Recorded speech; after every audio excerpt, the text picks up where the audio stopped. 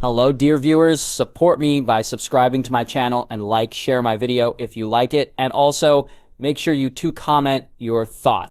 Now let's start the video. Word has come from Lord Royce.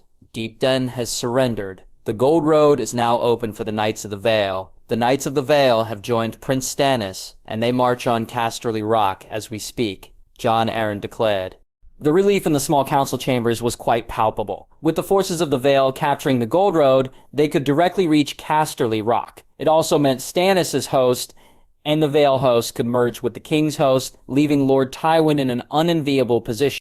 I've also received word from Sarsfield. Sard Brendan and Saret Edmure forced the Lannister host at the castle into small skirmishes until Lord Stark marched right behind Sar Stafford Lannister's host from the shores. Lord Sarsfield had Sar Stafford Lannister taken prisoner and surrendered to Sard Brendan in exchange for forgiveness from the Iron Throne, Varys reported. Very good. This is good news to hear. Lord Varys, Jon nodded at the Master of Whispers with a relieved smile. This should be the end of the war. We should ask for Lord Tywin's surrender, Lord Horton Redfort suggested. If the old lion has refused to surrender this far, he will not surrender now. His pride cannot allow him to concede defeat. Lord Baelish commented, shrugging his shoulders dismissively. While I do hope Lord Tywin would come to his senses and stop this bloodshed, I'm afraid I have to agree with Lord Baelish's assessment. This war won't end until Lord Tywin dies. So long as Lord Lannister breathes, he'll pursue this war like a zealot, said Lord Varys. I'm afraid I'll have to concur, Lord Han. Lord Lannister had ample time to seek terms. He has refused to do so, even after the fall of Lannisport. Gormund Tyrell spoke up, making Jon look at the newly appointed Grand Maester after the unfortunate demise of Pycelle in the Black Cells. Jon had thought the Citadel would have been furious with the nature of the demise of Pycelle, but they were pretty quick to elect Gormund Tyrell to the spot. I guess the Tyrells were eager to get the chance to gain a seat in the small council. I'll have to keep my eye on this one. Jon thought while nodding curtly at the Grand Maester, Lord Tywin may decline peace, but we, the Council of King Robert, are committed to maintaining peace in his name. We'll extend the offer of peace one last time. Jon said firmly, does Lord Hand intend to change the terms? Lord Varys asked, making Jon ponder for a moment. No, there cannot be any change from our side. Jon shook his head, knowing it'd be disastrous to retract the terms offered last time. If anything, Jon had half a mind to demand Tywin's head. I doubt Lord Tywin had a change of heart about spending the rest of his natural life at the Wall, Varys said, leaning back into his seat while audibly letting out a disappointed sigh. Mayhaps he might consider it if we were to threaten him more directly. Lord Baelish made his thoughts heard, making Jon frown at his fellow Valeman. What do you mean? Jon asked warily. We ought to send a clear message. I suggest we send Joffrey Watershead to Casterly Rock. It'll end the threat posed by the bastard, and make sure Lord Lannister knows we'll be firm with House Lannister should he not yield the rock to his grace. Jon could not help but stare at Petyr Baelish with a horrified look. I concur with Lord Baelish's suggestion.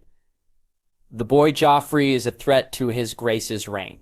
So long as he exists, the Lannisters will have a cause to pursue. Killing the boy and ending any possible bloodline that could lay claim to the Iron Throne would naturally threaten King Robert's bloodline in the future. By acting now, we can forestall any unnecessary conflict. Grand Maester Gormund voiced his approval.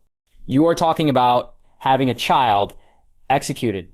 While Cersei Lannister has committed a grave crime and besmirched the good name of House Baratheon, the child is not guilty of any crimes. Save for being the product of adultery of the former queen, and the queen's family insists on the boy being the natural heir to King Robert. Lord Baelish smoothly interjected, Surely, Lord Han, you understand the threat we face from Viserys Targaryen. Do you not see the same could happen if we allowed Joffrey Waters to survive? Grand Maester Gormund asked, looking imploringly at Jon. We'll not be executing a child who has not even achieved majority, no matter the reason. The boy could join the faith or even serve at the Wall, Jon said fiercely, stopping all talks of sending Joffrey's head to the Rock. Jon couldn't help but pinch his nose as he felt a headache coming. He knew that once Robert returned from the war, he'd have an uphill battle to keep Joffrey safe from getting the block or a noose. He hoped to convince Robert to leave the boy alone with Eddard's aid. He was adamant about keeping Robert's hands clean, as history would judge them poorly should more children die under their watch. The dastardly fate that befell Elia Martell and her children resulted in the butchery happening in Lannisport under the Dornish army. By all the accounts he received from Lord Varys, Prince Oberyn was killing all Lannisters he could get his hands on. Public hangings, beheadings, public lashings, and Lannister men being thrown into fighting pits to fight Dornish warriors. There were many horrifying tales coming about from the fallen city, and he was powerless to stop it. He could do nothing but turn a blind eye to what the Dornish army was doing. But he could control what was happening in King's Landing to a certain extent, and Jon promised to himself that no children would get executed by the Iron Throne, so long as he served as the Hand. I have some pleasant news to share, my lords. Varys said, suddenly, breaking the uncomfortable silence in the small council chambers. My little birds have tracked Cersei Lannister and little Myrcella. They've safely arrived at Tyrash. They've also taken refuge at the palace of a local magister. This is good to hear. How did she get into the city? Who helped her? Jon asked eagerly. He knew capturing Cersei Lannister was paramount to restoring the honor of the Iron Throne. And House Baratheon, the actions of Cersei Lannister have aggrieved both. Having the former queen stand trial for her crimes would undoubtedly go a long way in restoring the confidence of the lords of Westeros in the authority of the Iron Throne. Jon was also reminded of the fact that they had to prove the illegitimacy of Joffrey and Myrcella by establishing that Cersei committed adultery. A pirate captain named Roello, who is no more among the living. The rumor is that Captain Roello might have displeased our former queen. Varys commented, hiding a titter behind his sleeve. Mayhaps this pirate captain was her secret lover all along. She must have killed the man for keeping it a secret. Pattier suddenly suggested. Jon sighed as the small council devolved into inventing new insults at Cersei Lannister instead of doing something productive. At least he was now aware of Cersei Lannister's location. The next step was to bring the former queen to Westeros somehow and make her stand trial before the Iron Throne. There was another matter the council had to discuss, and that was Harry Stark. Lord Varys had informed him about the North attacking the Iron Islands under the command of Harry Stark. News traveled slowly on what was happening in the Iron Islands, but Varys had informed him that the Stark boy had struck a deal with Prince Oberyn. The Dornish fleet had departed from Far Isle to invade Pyke, and the Master of Whipsers was certain the Stark fleet was planning to attack the Iron Isles. It was now only a matter of where and when. I suppose the spider will sniff out all the details soon, Jon thought. Truth be told, Jon was slightly surprised that a boy 2 and 10 managed to take command of the Northern Lords. He knew from experience that the Lords of the North were difficult to manage, even with a Stark around. He had seen that firsthand during the rebellion. Even with Eddard around, it was quite difficult to keep the Northmen together. That meant Harry Stark was not just a sorcerer of great skill, but a credit to the Stark name, because the boy had successfully taken command of the Northern Army and was possibly leading an invasion into the Iron Islands. There were other lords and princes who had done great deeds during their youth. Daeron the Young Dragon, who launched the invasion of Dorne when he was 4 and 10 and became its king, 1 year later came to mind. Perhaps I should meet the boy once the war is over. Having Harry Stark join the small council after a few years would neatly tether the North to the Iron Throne if Eddard refuses the offer yet again, Jon mused. Harry stared down from his airship as his fleet made short work of the harbor that hosted the modest fleet of House Drum. His first act at Old Wyk was to burn down all the ports and ships under House Goodbrother and Shatterstone. They were the weakest houses on the small island, and after he had dealt with them, Harry turned his sights on House Drum. House Drum once ruled the Ironborn as their king. If his memory served him right, while House Drum of this era was not as powerful as it used to be, they were capable of raising a modest fleet of ships, given enough time.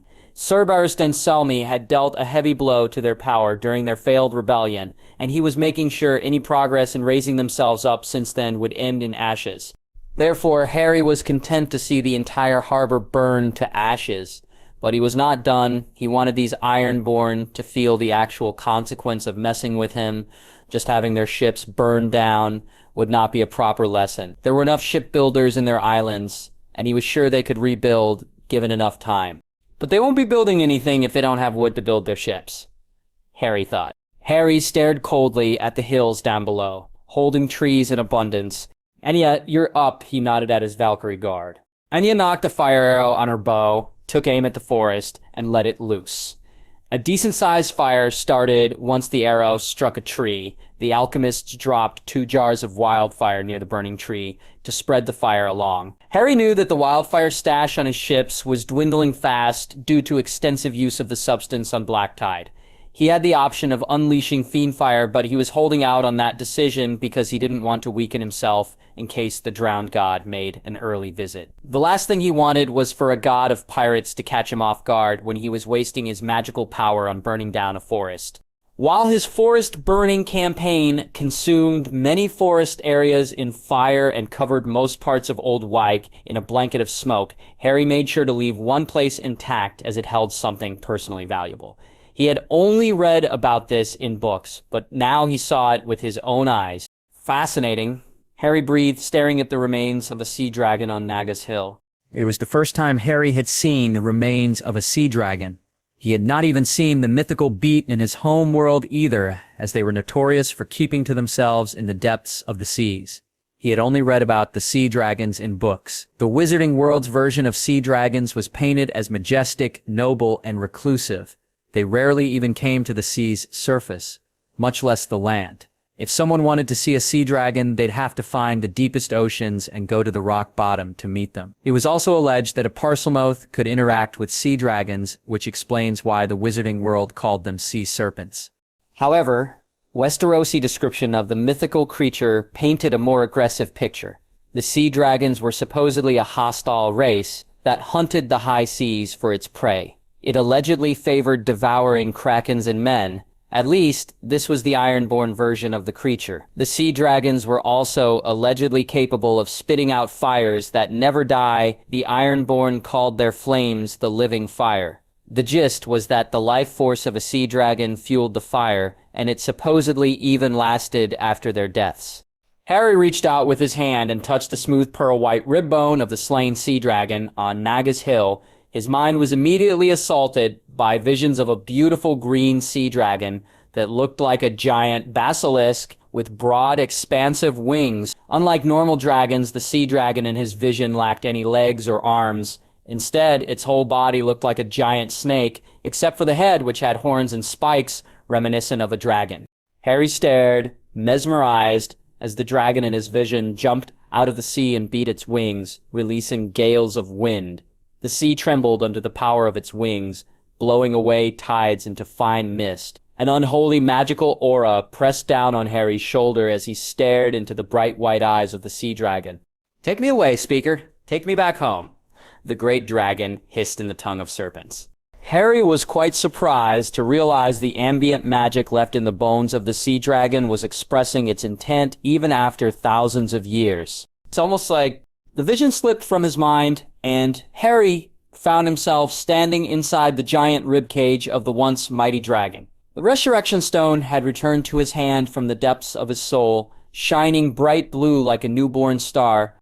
"I see, so that's why the soul of the dragon appeared," Harry mused. Harry closed his eyes and breathed in the salty air. Letting loose, Harry unleashed his magical power, blanketing the ribcage of the sea dragon. Only the lull of the sea could be heard, as Harry enshrined his will into his magic. With a sharp tug using the Elder Wand, Harry dislodged the bones from Nagas Hill. The hill cracked open as the 15-foot-tall ribs and the rest of the skeleton emerged from beneath the rocks. Harry had to take refuge on his flying carpet as the hill came undone at the seams. The natural constructs that had grown over the bones and the few stone constructs built along the bones as pillars came undone as his magic pulled the skeleton safely out of the hill. When the whole skeleton lifted out of Nagas Hill, the hill fell apart, and the ocean rushed in to lay claim to the rest. Lightning split the sky, and thunder shook the earth. Then all was quiet save for the crashing tides and whistling wind. Maintaining his hold on the skeleton, Harry willed it to shrink. The bones first resisted his magic, but slowly he overpowered the natural protections on them, and it shrunk to a size that fits in his palm. He carefully levitated the shrink skeleton into his hand, and then urged the carpet towards the airship. But just as he touched down on the aft of his ship, he heard a loud, ghastly groan reach his ears. Harry immediately ran to the rails and looked down, searching for any tentacled monster, but his eyes found nothing except the turbulent sea. As I thought, it'll take a little more to drag you out of your hiding place, Harry muttered. He was almost sure the drowned god was out there waiting and watching. He didn't know how, but he could feel a powerful being focusing its sight on him. But it was not enough to merely attract the attention of the drowned god. The being would have to step out of the spirit realm and open itself to vulnerabilities. Even if he had the hollows merged with him, his body could not enter the spirit realm. Even if he somehow found a way to safely travel into the spirit realm, he'd be unable to slay the drowned god, or any spirits. Inside the spirit realm, the gods would always hold the advantage. He'd be committing suicide if he chased after the drowned god. The only option before him was to force the drowned god to chase after him, and now that he had the attention of the entity, he knew what he had to do. Captain Solos, our next destination is Pyke. Harry called out to the ship's captain while he stared down at the sea. Balon Greyjoy could only lament at the sorry state of his iron-born warriors. Cowards. All of them are incompetent cowards, Balon angrily thought. The Stark boy is burning our islands to ashes. There is a giant ash cloud that surrounds Black Tide. Many of our people who could get their hands on boats fled the island in fear, said Dagmar Cleftjaw.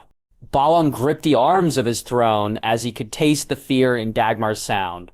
He had thought his old friend would behave like a proper Ironborn, but even his master-at-arms was afraid of a stripling wolf pup.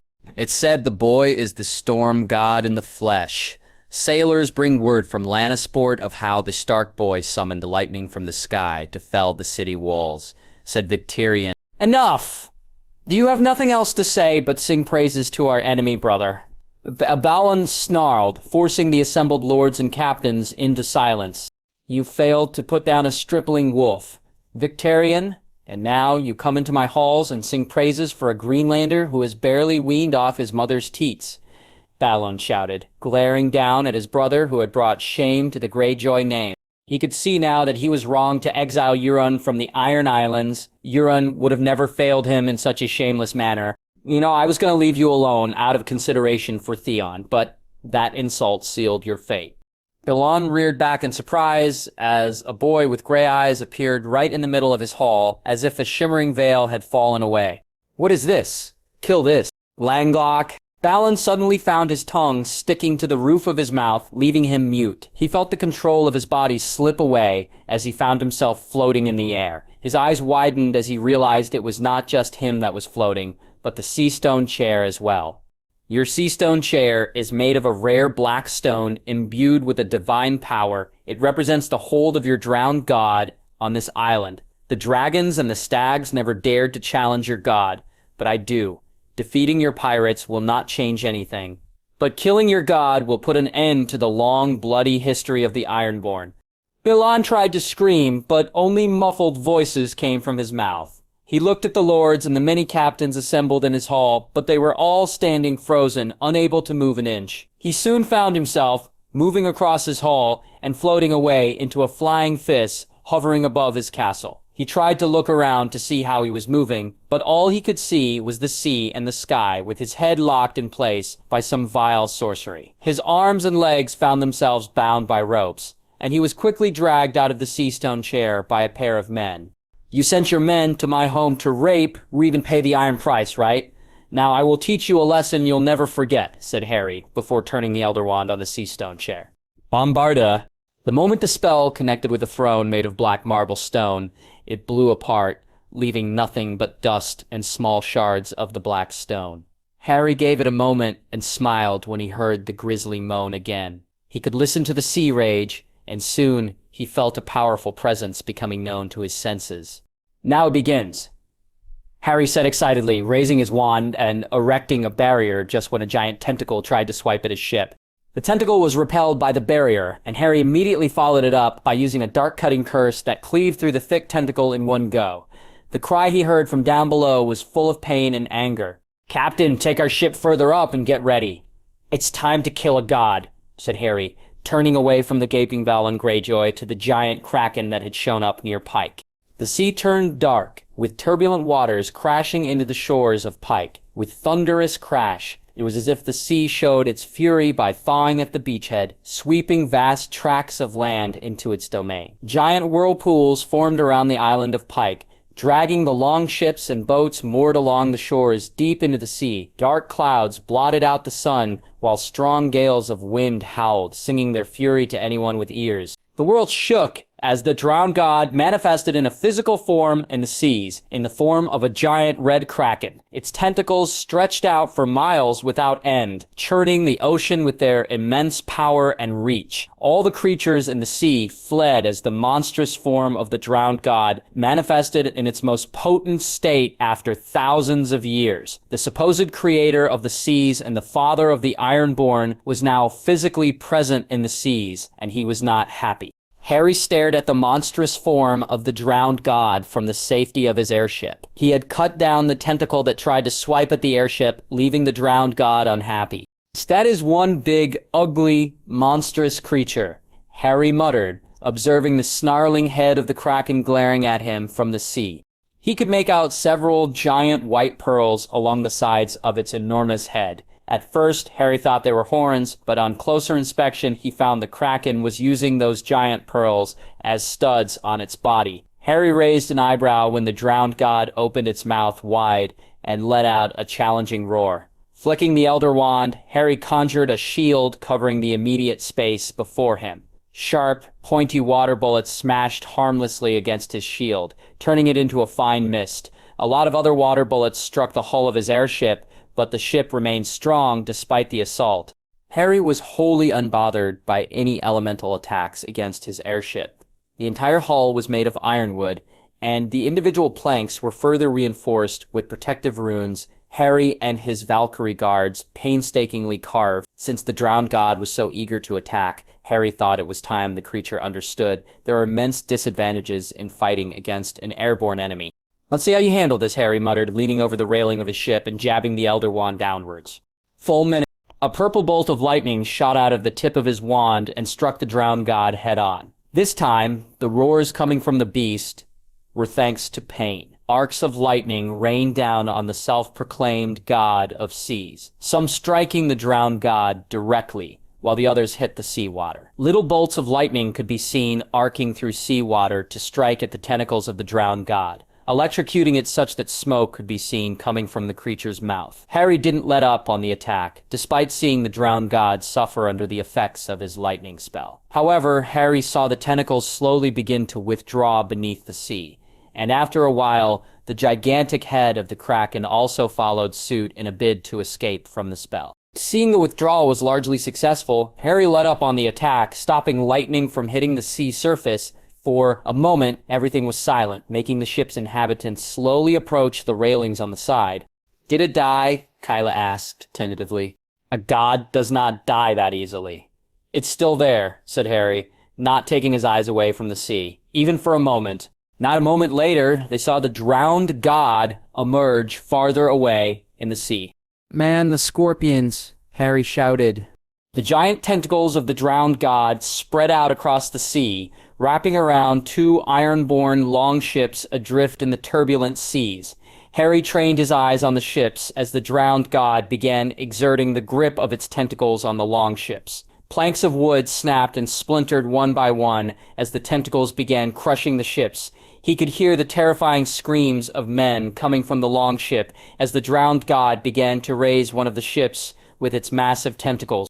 "My lord, should we—" "No! We stay put! My ship cannot be touched by this puny god," Harry said firmly to Captain Sellos. "Raise the shields, Captain. On my command, move towards the creature and attack." "Aye, Lord Stark," Sellos Poole nodded before ordering the men to be ready for battle.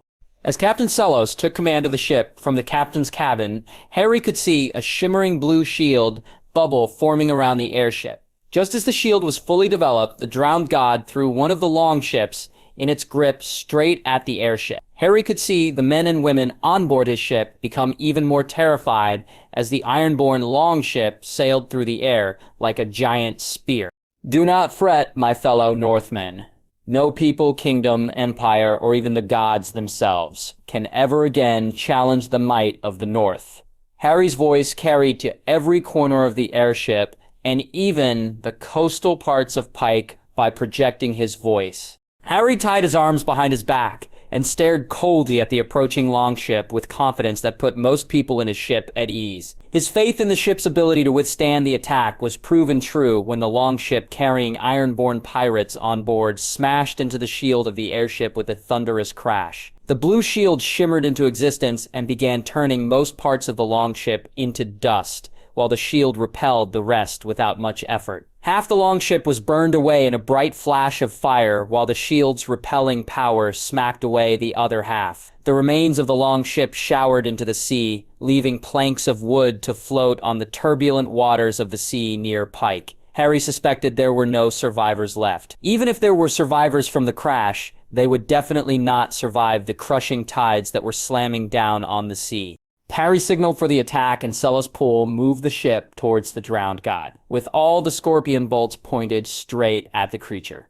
No longer will this monstrous demon prowl the seas like a plague. Today, the First Men are taking back the seas. For the North. For the North. For the North. For Avalon. Stark. The men and women on board shouted out their agreement as they were filled with a firm resolve to kill the drowned god. The airship moved towards the drowned god, gaining speed with the men ready to deal harm to the creature. "Attack!" Harry shouted once he saw the creature was ready to throw the other longship. The men cranked the scorpions on the airship's bow and aft to aim at the creature with exploding scorpion bolts armed in the crossbow. One by one, the bolts were fired. A distant whistling sound permeated the air as the scorpion bolts tore through the sky at breakneck speeds. The rune-enforced metal tips of the scorpion bolts began glowing halfway towards its destination. Harry immediately noted this, knowing that the runes at the tips were sensing and absorbing ambient magical energy from its immediate surroundings. Usually, the ambient magical energy was slightly less in Westeros, but it was growing back ever since the awakening of the old gods and the rebirth of dragons. Nonetheless, Harry theorized the sudden increase in magical power was because of the presence of the drowned god. Or maybe it's because the spirit realm remained open to the world. Harry mused. If his guess was correct, the drowned god left the doors to the spirit realm wide open, possibly for an early retreat should the battle turn against its favor. But that same door only reinforced the rise of magic in the world. His assumption was further proven right when the scorpion bolts punched through the longship and the body of the drowned god before exploding with thrice the original power. A quarter of the longship in the drowned god's grip splintered away while the rest was consumed by fire, burning the tentacles of the creature. The rest of the scorpions struck the body of the beast. The pained roar the creature let out as its many tentacles were blown away to bits was quite strenuous to Harry's ears. But that didn't stop Harry from launching another lightning attack on the beast. This time, Harry didn't let up on his attack. He maintained the lightning attack and pumped more power into the spell to ensure the drowned god became paralyzed enough that it couldn't escape like last time. More scorpion bolts were fired from his airship to maintain a constant barrage of attacks on the drowned god. The creature tried to form a cocoon of water to shield itself, but each time it tried to make a shield, Harry would sharply increase the power of the spell. The sharp increase in power would disrupt the creature's concentration, causing its defense to falter. Once the airship was close enough, Harry let up on his attack and charged his Valkyrie guards to keep up the attack while he took off on the flying carpet. Adilla used her ice elemental arrows to ensnare the drowned god in several blocks of use, restricting its movements in the sea. Anya focused on burning away any stray tentacles that tried to threaten the ship with her fire arrows. On the other hand, Kyla used her lightning arrows to keep the drowned god under the effects of paralysis, even if it was only for a short time. The men on the airship were not idle either. They continued to use the exploding scorpion bolts on the drowned god, dealing heavy damage every passing minute. While the drowned god was distracted by the constant and versatile attack from the ship, Harry quietly slipped away undetected. He found a perfect spot to deal maximum damage to the creature before launching the spell that doomed even the greatest of gods. Fiend Fire.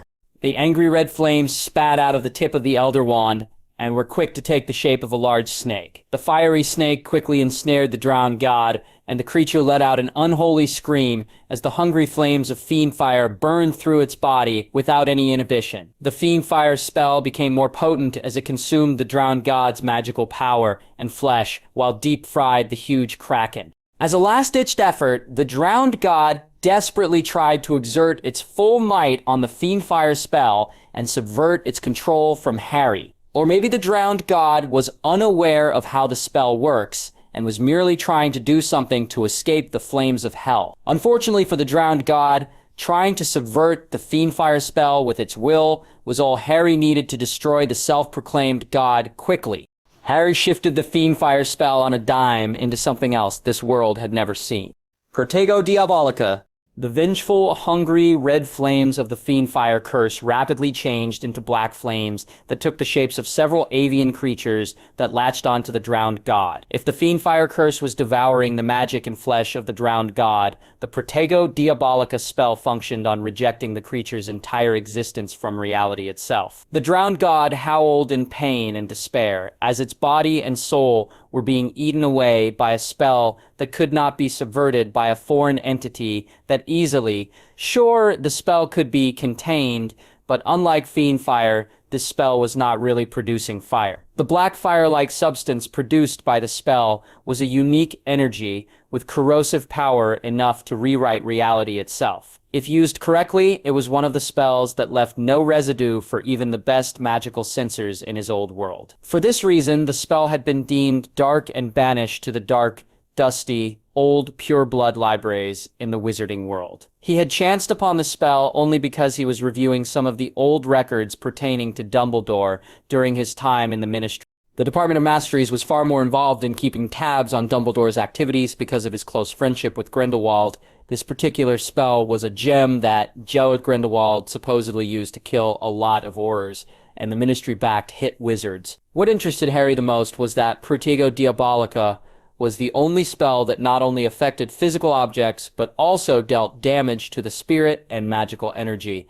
No matter how far he researched, no root text was available to track the spell's origin. The property of removing something from reality altogether without leaving any residue made Harry believe the spell was created specifically to deal with hostile spirits. His thesis was proven now correct as the spell ate up the drowned god, despite its repeated attempts to douse the black flames with seawater. While the drowned god was struggling to quell the black flames, Harry sneaked near the head of the creature on the flying carpet. Once he was at a comfortable distance, Harry jumped from the carpet and planted his feet firmly on the drowned god's head. He immediately followed it by sticking his boots on the red skin of the monstrous creature. Not a moment later, the drowned god tried to shake him off, but Harry remained standing on its head. Harry quickly conjured a bubble of energy around himself, which repelled a tentacle that tried to smack him away. The creature's desperate attempts to shake him off only amplified after it saw Harry unsheath the sword fastened on his shoulder. The blade glowed with an eerie golden aura that screamed danger to the drowned god. An old man once said, "Death is nothing but the next great adventure. Enjoy your new adventure," Harry shouted before plunging Godkiller straight into its head, easily cutting through the drowned god's enormous skull.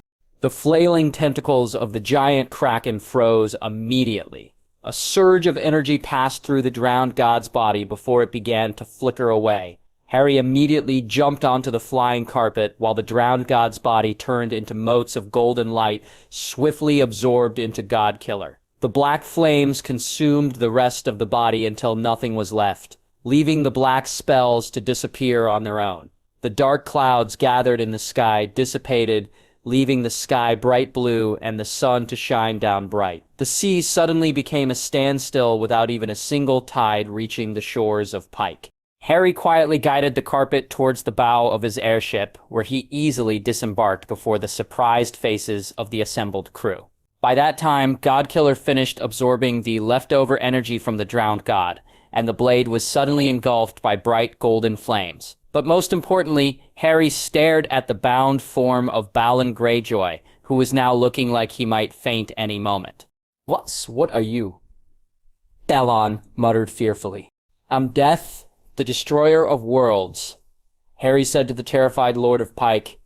"You can no longer hide behind your gods. As you can see, even gods must die one day."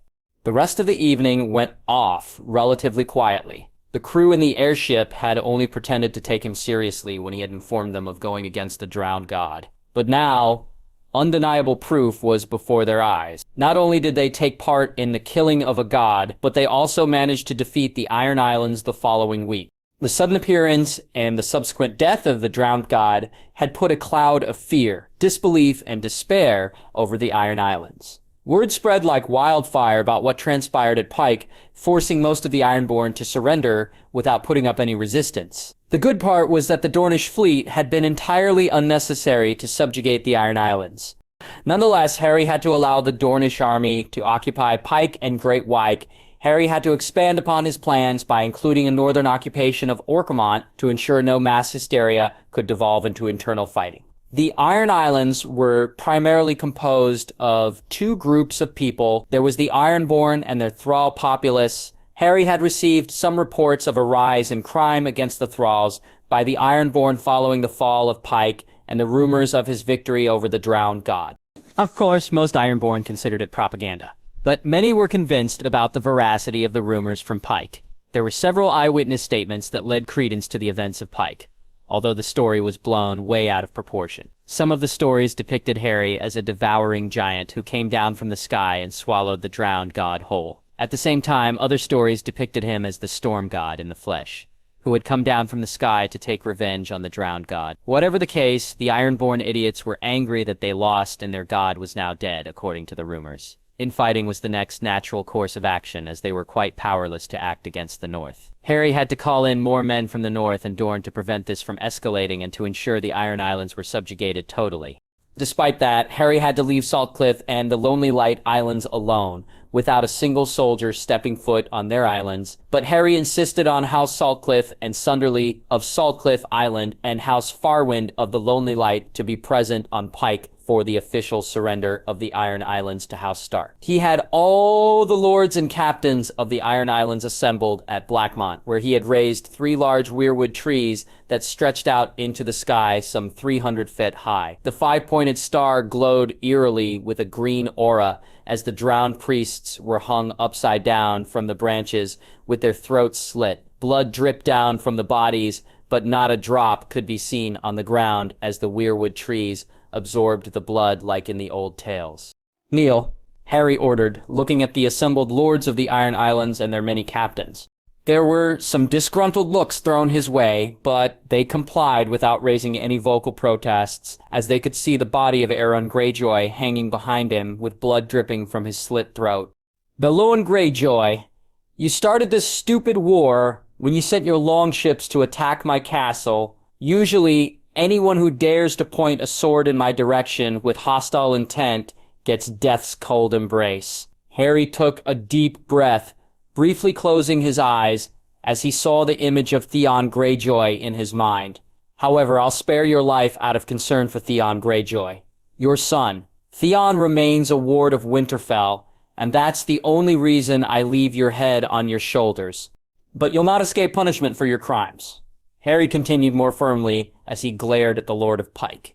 "You're hereby sentenced to the wall for your lifetime. You'll toil away at the wall, fighting off wildlings and whatnot for the rest of your life, defending the very lands that you hoped to plunder and the people you hoped to rape and murder. I believe that's a fitting form of punishment. What say you, lords of the North?" Lowbald Tallheart immediately voiced his agreement. "I agree. It's a fitting punishment." Lady Mormont nodded, showing her support. "Let the squid freeze his balls at the wall. That'll teach this lot not to mess with the North ever again." Rebed Glover barked gruffly, glaring at the silent Balon Greyjoy and the assembled Ironborn.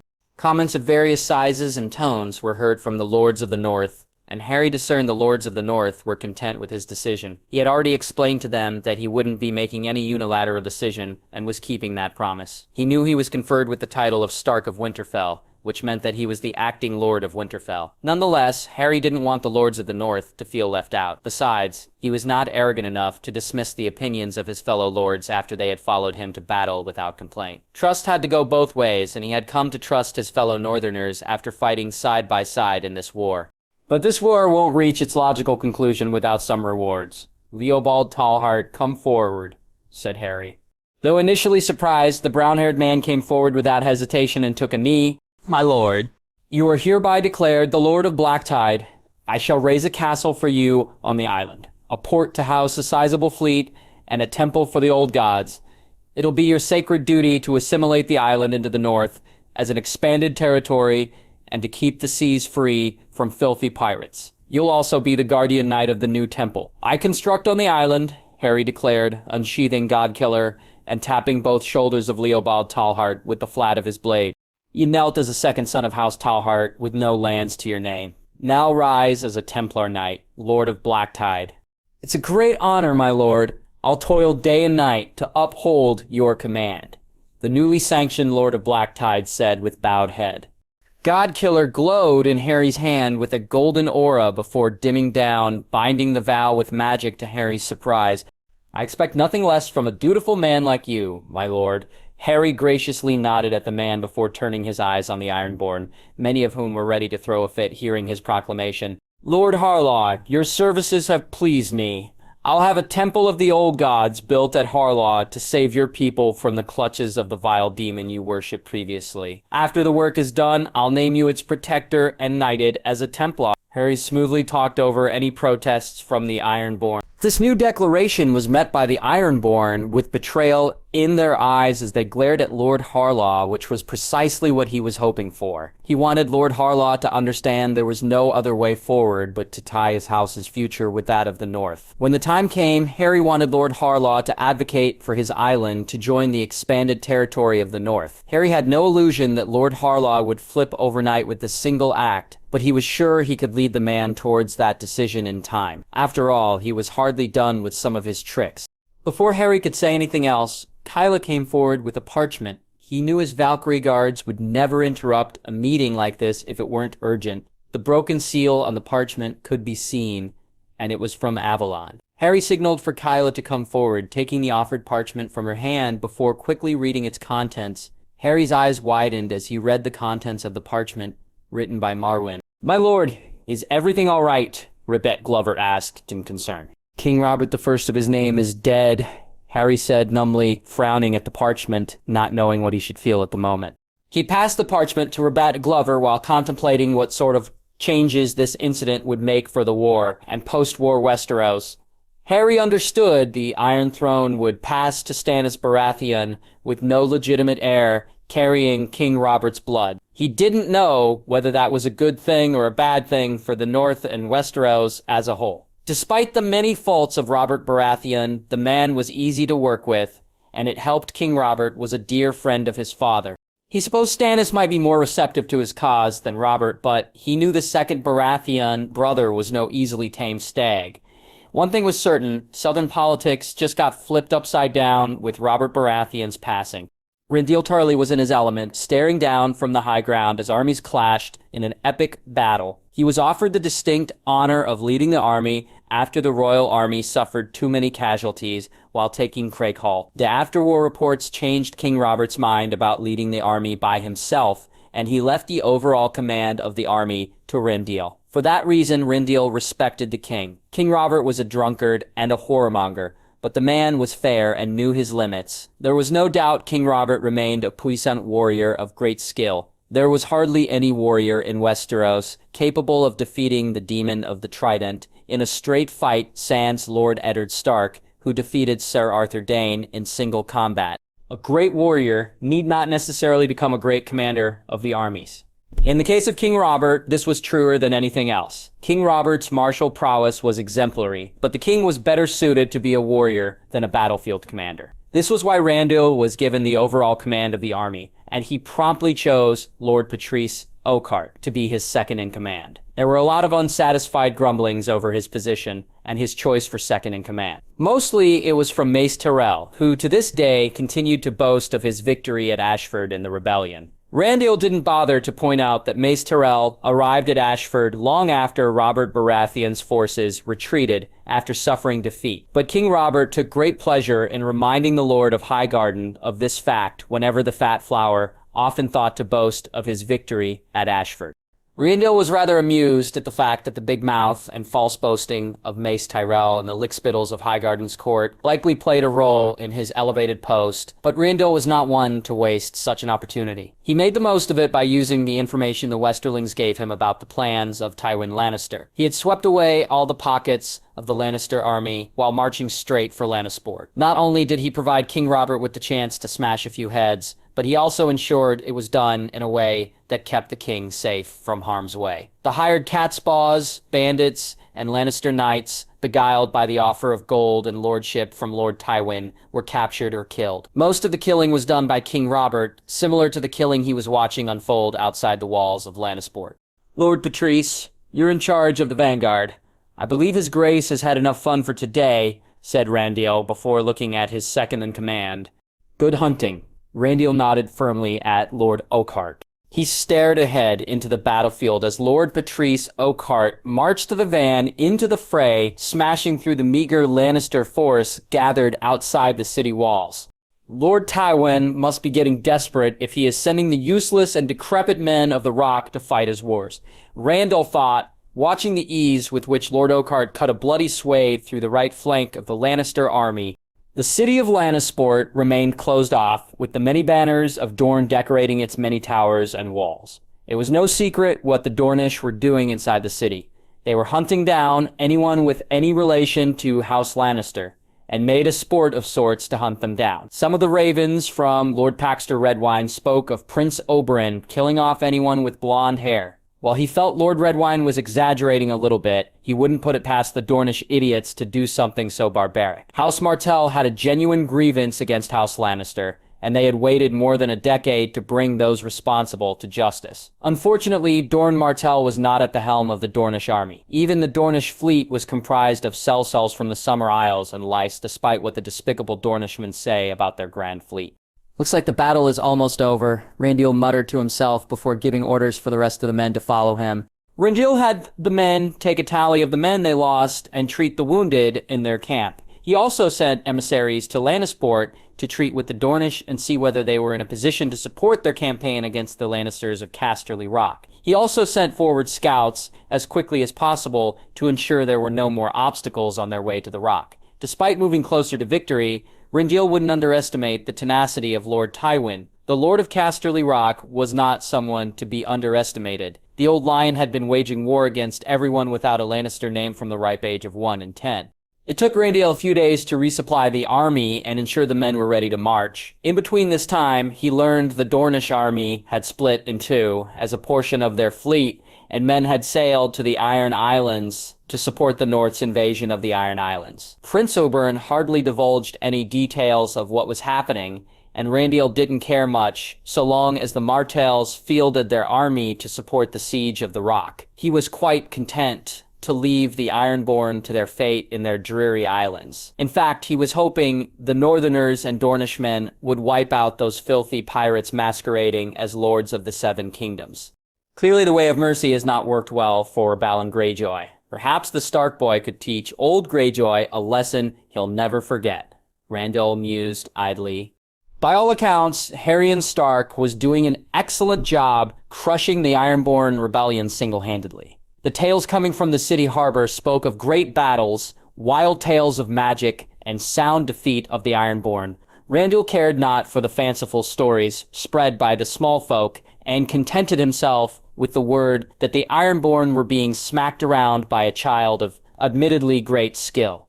When King Robert called for a council to discuss what was to be done with the Westerlands and the Iron Islands, most were in favor of wiping out the Ironborn and taking away land from the rebelling lords of both kingdoms. Randiel didn't have a particular opinion on the matter, and therefore he kept his mouth shut. He cared not one whit what befalls the Ironborn and their islands after the war. He cared if the Dornishmen were making attempts to take a few castles from the Ironborn. Still, strangely, Prince Oberyn and his fellow Dornishmen never uttered any outrageous demands of that sort. He was not the only one surprised by the Dornishmen not demanding any spoils from their expedition into the Iron Islands. It made his hair stand out as he realized that Prince Oberyn had come to some sort of understanding with the Northerners. He made it a point to bring it up with Jon Arryn when he had the chance to meet the hand of the king. King Robert was largely dismissive of any form of court politics, unless it involved a battle. So, what is our next move, Lord Tarly? I think we've dallied enough at Lannisport. It's time we take the fight to the old lion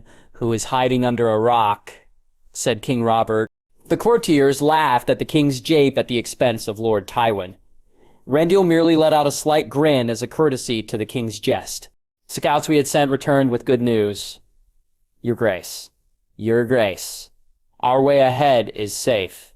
The remainder of the Lannister army has withdrawn, but I believe they will try to defend their position one more time before they fully withdraw into the safety of Casterly Rock. Randyll dutifully informed the king and the council. Perhaps we should offer terms to this Lannister army for their surrender. Surely, they know they are facing defeat, Paxter Redwine suggested. Randyll merely eyed the Lord of Arbor silently, knowing Lord Redwine lost all credibility in his Grace's eyes. There'll be no terms offered to those blonde cunts. I want all of their heads on a spike, King Robert thundered, making everyone flinch in the room except the Dornish lords. A sentiment that I share. A good Lannister is a dead Lannister, Prince Oberyn declared, a cruel glint shining in his eyes. Randyll exchanged a concerned look with Patrice Oakheart as they both understood Prince Oberyn would only become a burden in the council by goading King Robert to act irrationally. It didn't help that Jon Arryn was far away and the king remained in a perpetual state of inebriation. Prince Oberyn had easily won over King Robert's affection by gifting a dozen Dornish red barrels as a gift. Perhaps we could wait for Lord Stark and Lord Arryn to make a final decision regarding the fate of House Lannister. Their voices should also be heard, and it'd be a slight against two of his Grace's oldest allies to dismiss their thoughts on a matter like this. Randyll said diplomatically, "Ah, yes. Ned and Jon should be here by my side." King Robert's words slurred towards the end, but his blue eyes regained some sense of clarity when they turned towards Randyll. "Where are they, Randyll? Why have they not come to my side?" Lord Stark and Edmure Tully are marching their armies towards Casterly Rock through the River Road. Prince Stannis and the Vale Lords won't be far away, joining them as they traverse the Gold Road. Once we march, at the earliest, we'll reach the rock before the others, Your Grace. "Then why aren't we marching?" Robert asked angrily, looking at no one in particular, but Randyll could see Mace Tyrell gulp in fear. Randyll had the urge to point out that the Tyrells were dragging their feet and following his commands, but he resisted the temptation. There was no point in antagonizing the Tyrells when there was nothing substantial to be gained. "Should you give the orders, the men will begin marching in the morning itself, Your Grace," Randyll informed the drunk king. "What about the remaining Lannister army? We should make a plan to deal with them." Paxter Redwine reminded the council. "I have a plan. We march in with our combined army and kill every man fighting for the Lions," Prince Oberyn declared, grinning from ear to ear. "I like that plan. I'll have those blonde cunts crushed with my hammer." King Robert thumped the table, and that was the end of the discussion. Randyll could only sigh at the turn of events.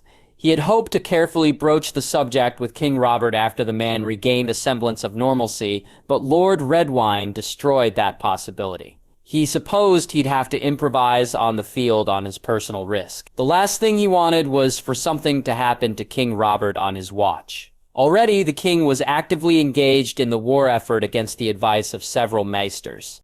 "I'll need to have a word with Sir Barristan and Sir Aerys. Very few people know of the nature of the king's injury, and they might succeed in talking some sense into the elder Baratheon," Randyll mused.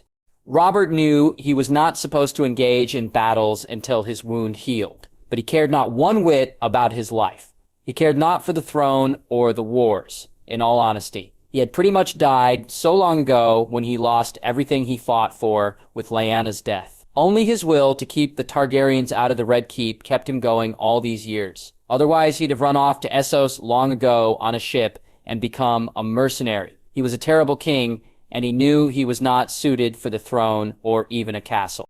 And now, he knew for certain the family he had was an illusion far greater than he had even imagined. He had known Cersei hated him, and he deserved it, as he could never see another woman in the place of Lyanna, no matter their beauty. But the Lannister woman had turned him into the laughingstock of the Seven Kingdoms by passing off her bastards as his children. A better man might have forgiven such an act, but Robert was no better man. He knew that for certain. After all that he had done, he knew he was not welcomed into the hallowed heavens of the gods. If there were any gods, that is, Robert thought with a scoff. If there were gods, as the Septons and the Northerners say, he'd certainly feel more relieved. At least he could take comfort in that he was not the only one doing nothing meaningful with all the power in his hands.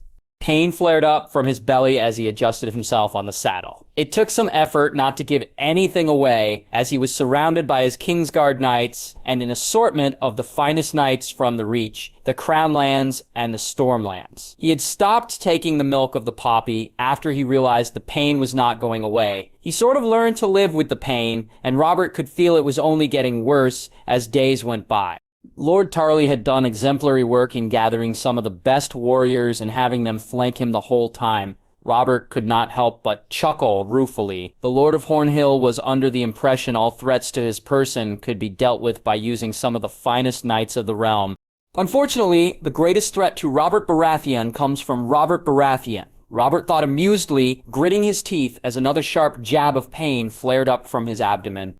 He gripped Godsgrief's handle for support, after which the pain became bearable. The hammer's weight in his hand was a comfort, because he knew he was holding a weapon fit for the gods in his hands. He had tested the limits of its power in this war. The giant oak doors of Craighall were broken by Godsgrief, and no shield or armor had withstood a blow from his hammer in the many battles he had fought in this war. He felt as if he was a god in mortal flesh whenever he wielded the hammer. The weapon was fit for a king, and it was one of the joys he had as a king, other than fucking whores bow-legged and whining and dining to his heart's content.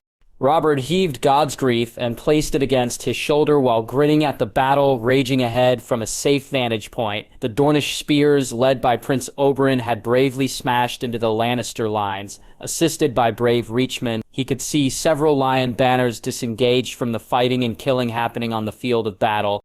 That cannot be tolerated, running away from battle like cowards, Robert thought. To me, men, let's give the blonde cunts a good thumping they'll never forget, Robert shouted, raising Godsgrief above his head. Your Grace, wait, Ser Barristan called after him, but Robert didn't mind the Lord Commander of his Kingsguard. Robert spurred his horse forward, with the men of the Stormlands flanking him as he rode straight towards the enemy. Much of what happened afterwards passed in a blur for Robert as he was singularly focused, drowning out the pain he was feeling and skilling as many men from the Lannister army. He swung Godsgrief in all directions, expertly smashing in the heads and chests of enemy soldiers and knights that dared to tread closer to his reach. He could feel his heart drumming and nothing else as he killed man after man. Each swing of Godsgrief spilt blood, drowning out his own pain in the blood of his enemies. Knights, lords, and spearmen alike fell victim to Godsgrief, and in that moment, Robert felt invincible. When the fight finally ended, Robert felt a weight settle on his throat. An excruciating pain developed in his belly, and in the next moment he coughed out blood. His vision swam as he felt like his head was spinning. "Robert!" he gasped as he recognized the sound of Lyanna in his ears. "Lyanna!" Robert muttered, his eyes seeing his long-dead betrothed standing close to his horse. Godsgrief slipped from his hand, falling to the ground. He reached out with his free right hand to touch the beautiful face of his betrothed, and in the next moment he was seeing the sky instead of the sparkling gray eyes of his dead betrothed. "Lyanna!" Robert gasped as a searing pain lanced through his abdomen before darkness claimed him. Randyll Tarly stared at the prone form of King Robert after the Silent Sisters had cleaned the body with oils and rosewater. The body would be under the care of the maesters while in transit to the Stormlands. The arrangements were made in a hurry after Prince Stannis arrived in haste after ravens were sent to all loyal allies of House Baratheon regarding King Robert's passing. The maesters proclaimed the king dead because of a burst belly, but he was unsure whether that was true. King Robert had been healthy after he rested properly after the siege of Craighall. The injury suffered by the king was treated immediately, and the king had taken sufficient rest. He suspected the maesters fumbled with King Robert's treatment somehow. He had said as much when Prince Stannis inquired.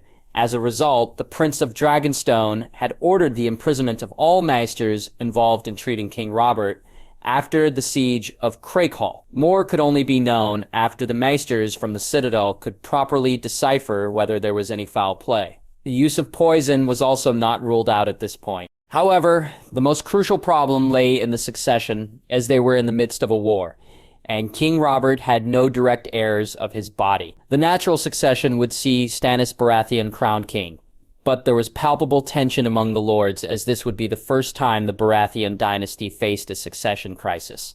All eyes were now pointed at Stannis Baratheon to see what he'd decide. My coronation will happen at the Red Keep after I put Tywin Lannister's head on a spike as Robert desired. Stannis Baratheon declared boldly, before the assembled lords. My prince, perhaps it'd be wise to have you crowned in Lannisport. The longer you wait, the succession will become perilous. Lord Swan cautioned.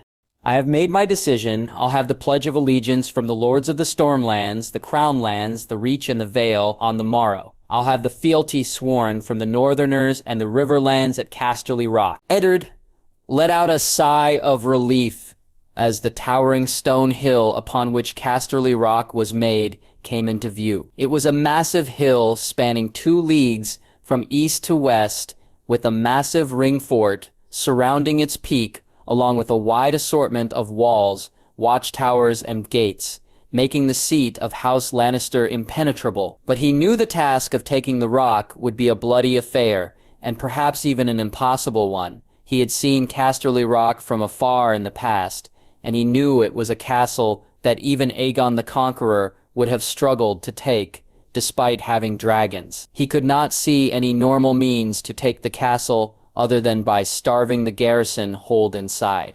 And therein lay the problem. He knew a more unnatural means to take the castle, but it required asking for Harrion to use his magic and ships against House Lannister. His second son had already made his mark in the war by breaching the walls of Lannisport and smashing the Iron Fleet. Is that Casterly Rock? Robb breathed out in awe. Eddard smiled at his son's wonder at the behemoth that stood before them. Indeed, that is Casterly Rock, the seat of House Lannister. It's huge, Robb commented, looking at the massive castle with wide eyes. It's indeed.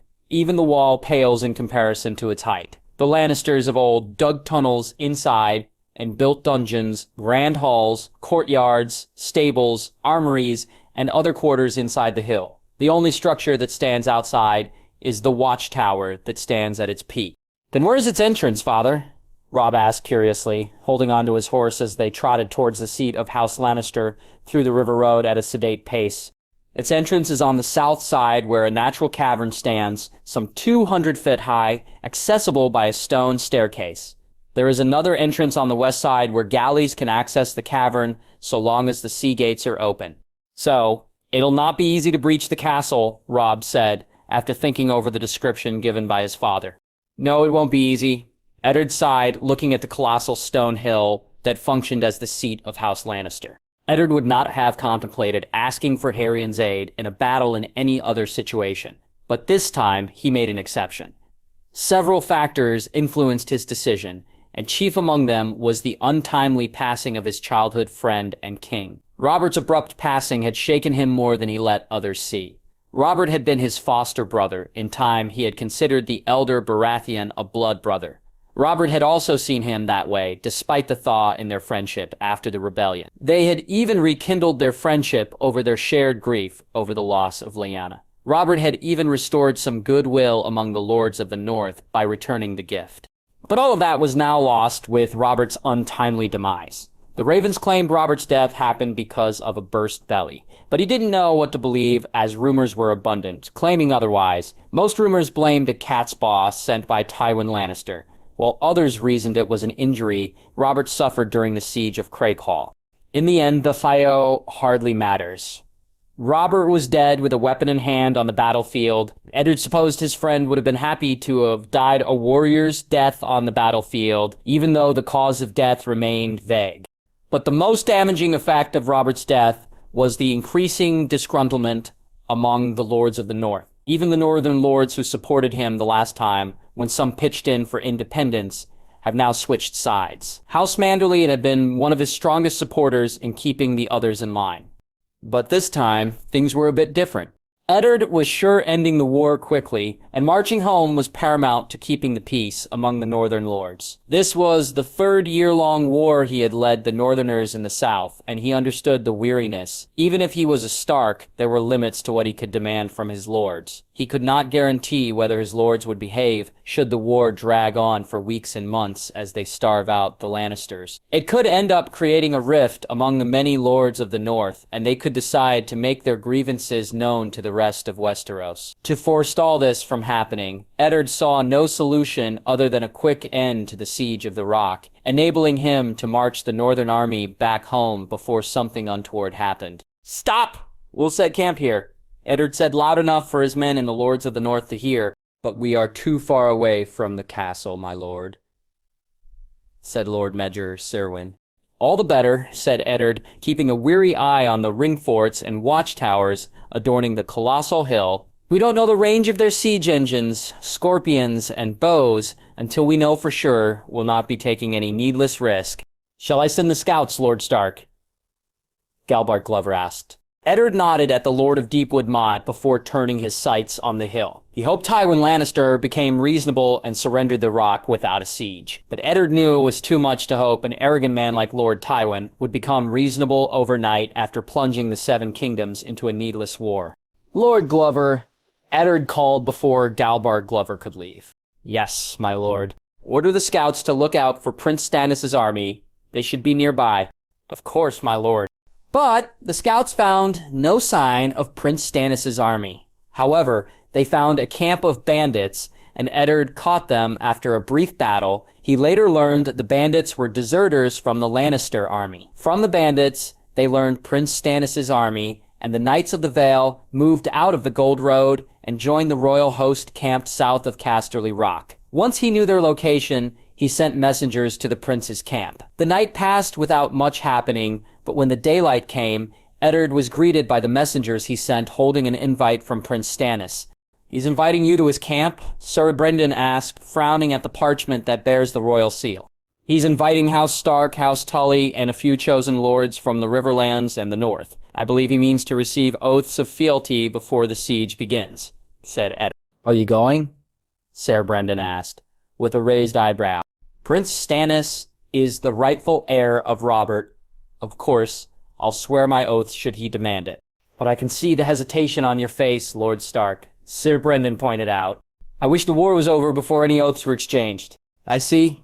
Your lords are giving you trouble." "Not trouble," Eddard shook his head before sighing. "We Northerners like to stay away from Southern affairs. It has never brought us good fortune in the past." Suddenly they heard a great commotion outside the tent, making both men curiously stare at the tent's entrance. When they stepped outside to see what was happening, they found a massive ship floating in the sky, casting a giant shadow on their camp. Eddard was never so relieved to see the floating behemoths of his son in the sky than in that moment.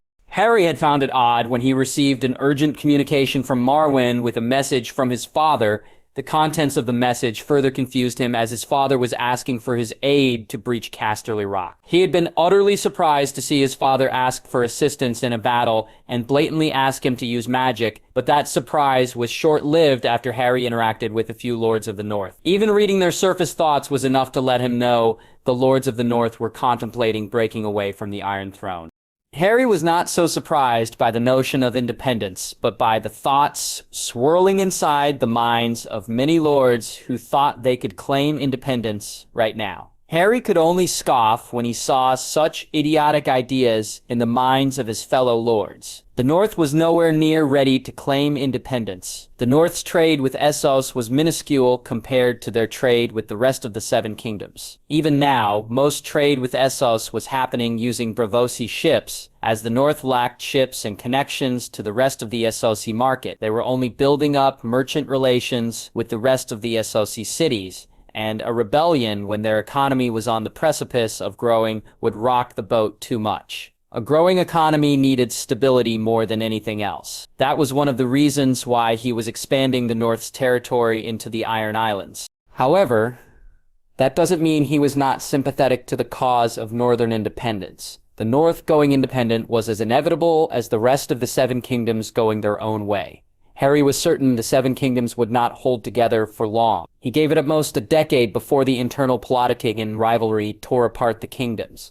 House Targaryen managed to hold on to the Iron Throne because they kept the other kingdoms in check and allowed limited influence as well as limited self-rule. But that structure was threatened when the Lord Paramount of the Stormlands became the King of Westeros. The ruling house of the Stormlands now holds the title of King of Westeros, and it'd only be a matter of time before the other kingdoms rail against the undue influence of the Stormlanders on the Iron Throne.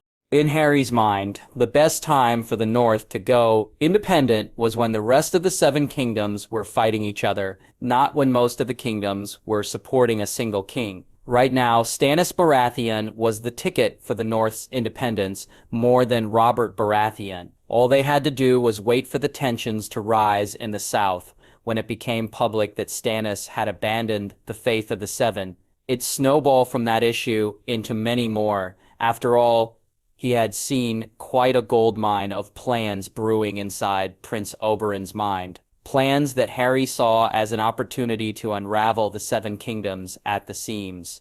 If anything, Harry preferred half a decade of peace to build up the North's economy. Even this war had thrown some of his plans to expand the economy of Avalon. Therefore, he was more than happy to end the war and pack up the Northern Lords before they say or do something that jeopardizes the status quo. After a short discussion with his father and Sir Brendan Tully, they devised a plan that delivered the least bloody victory. While Harry could breach the entrance of Casterly Rock, the natural defenses offered by the cavern would rob many soldiers of their lives. He could have escorted the men through the cavern, but his father was adamant not to take him with the army. So they devised the idea of breaching the rock's defenses from the place the Lannisters least expected. That was how Harry found himself on his airship transporting the Riverlanders and Northerners through the ring forts and watchtowers at the peak of the hill. Under the cover of the night, the guards didn't notice an army slipping past their eyes. Those who noticed anything amiss found themselves silenced with their throats slit, or a crossbow bolt through their eyes. Harry didn't get to watch how the rest of the fight went, as he was not allowed to march with the army. His father and Ser Brynden led the assault on the rock, supported by their most loyal men. But that didn't mean he was idle. While the army led by his father and mother's uncle fought their way down from the top, Harry spread out more of his mapping snitches to map out Casterly Rock. At first he had only meant to map out Black Tide and Harlaw, as those islands would be annexed into the overseas territory of the North. But now, Harry was determined to expand the scope of his map to the entire continent of Westeros. Unlike the Marauders' map, this map would not be detailed with the names of every person and their location. In Hogwarts, it was possible because the castle was enriched in magic, and the castle had its own wards to tap into. In Westeros, that was not the case. The most magically augmented areas he had found in this world were the Wall, Skane, and Dragonstone. The most he could do right now, using the map, was for navigation. If he could connect the mapping snitches with other all-seeing tables, he could develop the most sophisticated navigation system this world had ever seen. Potentially, he could keep track of all his ships using the same system. Once he developed a swift communication method, the military powers and logistics of the North would improve drastically. Perhaps there was even a chance that he could end up replicating the attention to detail in the Marauders' map on his map in time with more modified charms and wards. The mapping snitches continued to plot the area around Casterly Rock and even the many tunnels inside the giant hill unseen by the fighting men. The docks were some of the first areas to be mapped by the snitches. Once they were finished with Casterly Rock, Harry also meant to release them on Lannisport. While his map didn't provide all the names of individuals in an area, it did plot the natural resources, buildings, ships, and even armies. He wasn't sure whether House Lannister would get to keep the lands and the castle after the war. But if they did, he wanted to keep an eye on their fleets and strength. The map would be an excellent tool in keeping an eye on his new enemies, as he had no doubt made an enemy of House Lannister with his indirect involvement in tearing down Cersei Lannister from her position as Queen of the Seven Kingdoms. He couldn't help but smile as he saw the army camped outside Casterly Rock appear on his map, with different banners blinking into existence on the table. He only had to wait a little longer for the Northern and Riverlands army to appear camped near the river road. "It looks like the map is working, my lord," said Anya, looking at the table where the map was being constructed, including all the intricate details of the terrain. "Look, even the gold veins in the castle are showing up on the map," Kyla said, looking in awe as the map continued to trace intricate details of Casterly Rock. Harry grinned as he watched his mapping snitches work their magic by tracing everything he needed from the rock. "Do you plan to map out Fair Isle as well, my lord?" asked Adela. Harry frowned thoughtfully at the question raised by his Valkyrie guard. It was unlikely that he could annex Fair Isle from the Westerlands, but he could gain it if he used the Imperious Curse on Stannis. The problem was he didn't have the manpower required to properly subjugate the island and turn it into an integral part of the North. He was already going to get his hands full with turning Blacktide and Harlaw into safe havens for his fleet. He had only planned to take Blacktide, but ended up overextending his hand by staking his claim on Harlaw as well. Perhaps it'll be wise to revisit the annexation of Fair Isle on the next war, Harry mused. No, we'll leave the island alone for now. While it holds some strategic importance, Fair Isle does not host a fleet that could threaten us in the future, Harry said after thinking it over in his mind. Lord Jorah Mormont escaped Lord Stark's punishment by boarding a ship and escaping justice in the middle of the war. It'd be useful to watch the ships passing through the sea lanes close to the island, Anya suggested. You raise a good point. Do we have enough runestones? Asked Harry. Not enough to cover the whole island, but we have time to make new ones, said Anya. Harry rubbed his face tiredly, realizing he'd have to power through another sleepless night. Fortunately, he had a remedy to that particular dilemma. Tell the kitchen staff that I require coffee. A lot of coffee, said Harry. A disgruntled huff was let out by Fenris, who emerged from under the table after having a long nap. And Fenris needs chicken. Harry looked in askance at his familiar, whose look somehow mirrored a disappointed face. He'll have fish today, Harry said instead, and he could see the black furry face of his familiar light up. I'm getting better with my warging powers, Harry thought, knowing that he was getting better at reading the emotional state of Fenris because of his warging powers, rather than any fancy facial reading skills. Stannis Baratheon didn't know whether to thank Eddard Stark or curse the man for cutting the war short by delivering a disheveled, wounded, but otherwise healthy Tywin Lannister to his tent in chains. It was not just Tywin Lannister, but the entirety of House Lannister was present in his camp, including the garrison and even the household of Casterly Rock. Due to less space, they were held outside his tent under the watch of the sturdy men of the Riverlands and the North. Lord Stark and Sir Brynden did their duty to their king without making any demands. They should be thanked and rewarded for their services, Stannis decided. Your actions have saved the lives of many, Lord Stark. Sir Brynden, I thank you both, and your men on behalf of the Seven Kingdoms. Stannis nodded at both men. Your Grace. Lord Eddard nodded, but remained silent otherwise. But Sir Brynden, unlike the silent wolf of the North, had some things to say. The credit must go to Harrion. Without the lad's ships, we wouldn't have been able to breach the walls of the rock, said Sir Brynden. Yes, indeed. Stannis breathed, remembering the massive flying ship he had seen commandeered by the Stark boy when the lad visited Dragonstone. Is it true that little Harrion burned down the Iron Islands? He was such a sweet lad when the last I saw him. Maybe my daughter left a lasting impression on him to change him. So, said Prince Oberyn, laughing boisterously with his Dornish friends, partaking heartfully. I don't know about burning down the Iron Islands, Prince Oberyn, but he brought a squid from the Iron Islands. Sir Brynden said with a rather proud look, as some Northmen brought forth a Balon Greyjoy into his tent and had the man kneeling next to Tywin Lannister. Stannis supposed there was ample reason for the man to be proud. Harrion Stark was half Tully from his mother's side. The boy had made waves with his craft, his name known in all corners of the known world. And now, the lad had shown his magic was not just a tool for making fancy swords, but a weapon of great power. He supposed he ought to reward the Starks for the services rendered. After all, they delivered him too traitorous Lord Paramount to his mercy. The old gods are mighty. I hope they'll bless my line with magic like the Starks, Stannis thought, staring coldly at Tywin Lannister and Balon Greyjoy. The war was finally over, and now the reign of Stannis Baratheon would begin. Jon Arryn never thought he'd see the day Stannis Baratheon sat on the golden throne of House Lannister in Casterly Rock. The massive lion head on the throne towered over everyone in the hall as it stared down at everyone from some 15 feet. The throne shined an ethereal glow because of all the gold used on the throne. When he had begun his travel from King's Landing, he had hoped to see Robert sitting on the throne of Lannisters as he passed judgment on Tywin and the rest of the Lannisters. Instead, he witnessed Robert Baratheon's younger brother walking down the gilded halls of Lannisters and ascending the golden throne of Casterly Rock. The red and gold banners of House Lannister were noticeably absent from the throne room of the Rock. Instead, they were replaced by the royal regalia of House Baratheon. The black and gold banners decorated the ancient throne room of House Lannister, with the crowned golden stag adorning the banners. Perhaps I should commission a portrait of Robert sitting on the throne of House Lannister. It'd be a good tribute to Robert's memory. Jon mused, mourning the untimely passing of his foster son. The lords of Westerlands were present, and he could see some were relieved to see Stannis Baratheon sit on the golden throne of the Rock. There were those keeping a guarded expression, while others openly glared at the Baratheon prince. Chief among those glaring at Stannis was Lord Daemon Marbrand of Ashmark, kneeling before the throne like the rest of his colleagues.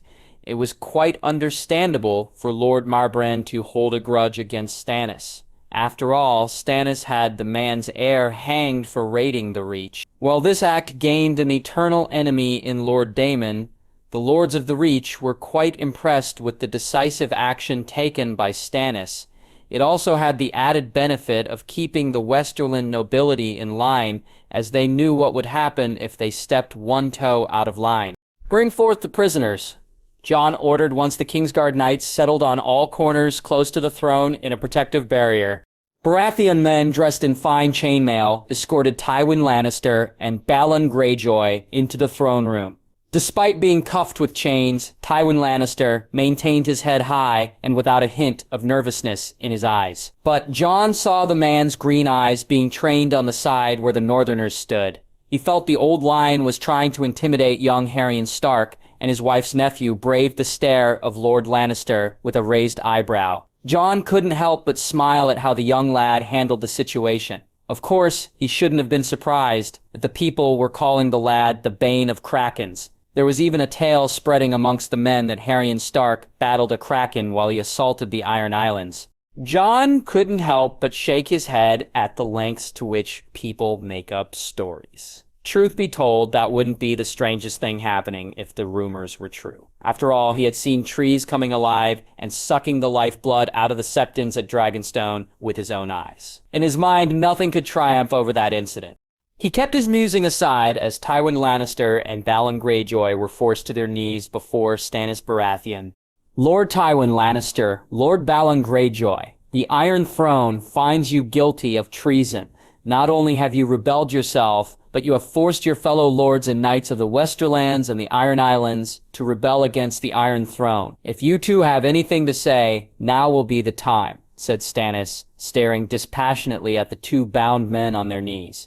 "This war was not my doing. Your late brother, with the aid of the barbarians of the north, started this war.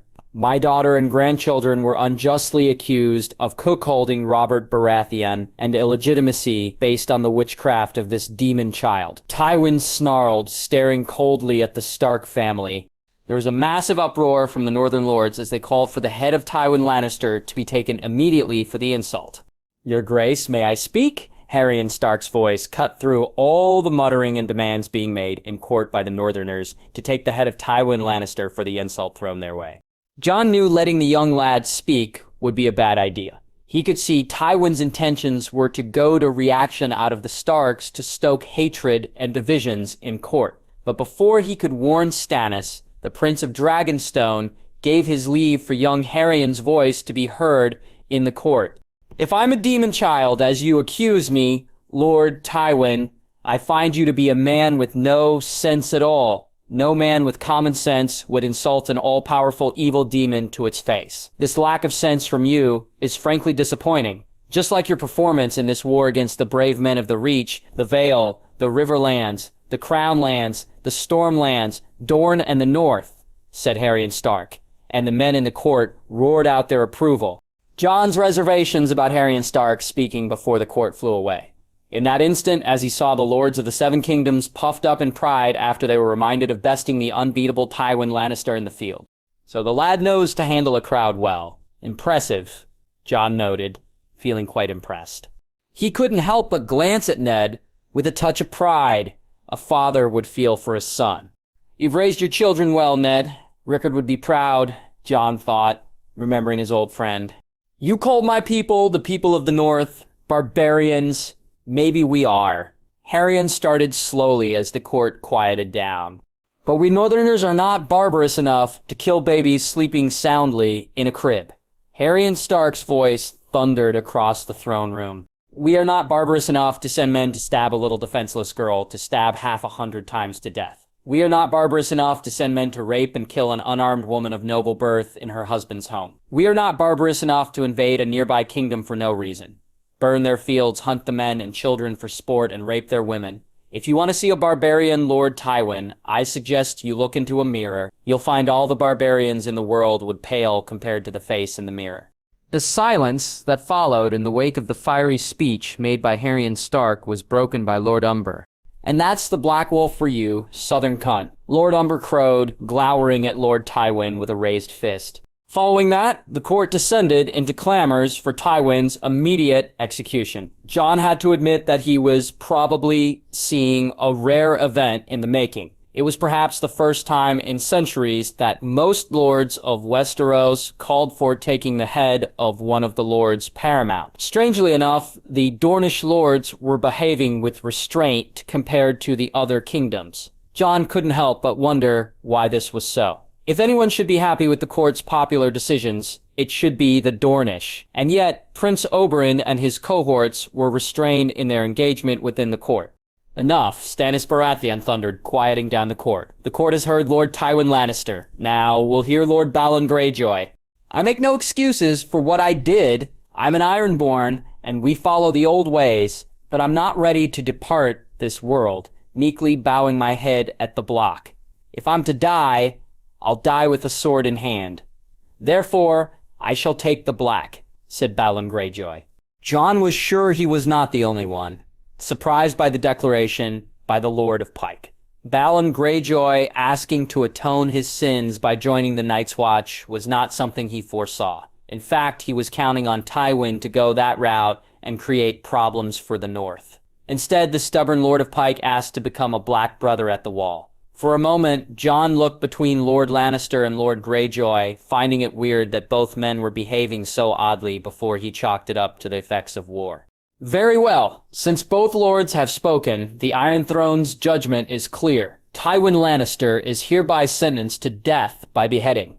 Balon Greyjoy has voluntarily chosen the Black for his crimes. As such, he'll be escorted to the Wall to take his vows. Both sentences will be carried out on the morrow. Stannis declared, "Take these prisoners away. The Prince of Dragonstone shall judge the rest of the Westermen for their involvement in this failed rebellion." Jon loudly proclaimed before shuffling the parchments in his hand to get the name of the next lord to be judged. The Iron Throne calls Stafford Lannister. There was a long list of lords and knights who deserved to be punished in the Westerlands. Never mind the many that were bunkering down in the Iron Islands. The Starks only brought Balon Greyjoy to be judged, but Jon was unsure whether leaving the rest without punishment was wise. Not that the punishments Robert enforced on the Ironborn had any effect, as they had ended up rebelling again. Perhaps there was more room for discussion on what was to be done to curb the Iron Fleet from becoming a threat again. You cannot possibly expect the Iron Throne to hand over 3 islands to the north. Harry stared unbothered at the hand of the king, who looked incredulously at him after he made his demands known. The Iron Throne doesn't need to hand over anything. I already have Harlaw and Blackdag in my control. I can have Fair Isle captured easily, Harry said with a shrug of his shoulders. That's not the point, Jon Arryn said in frustration. Then what's the point? The Ironborn attack on the North Shores cannot be tolerated. We are building up our fleet, and we can't afford to have another attack on our western shores to distract us. Vows will not bind the Ironborn, and your attempts at intimidating them are laughable. However, they understand the old ways.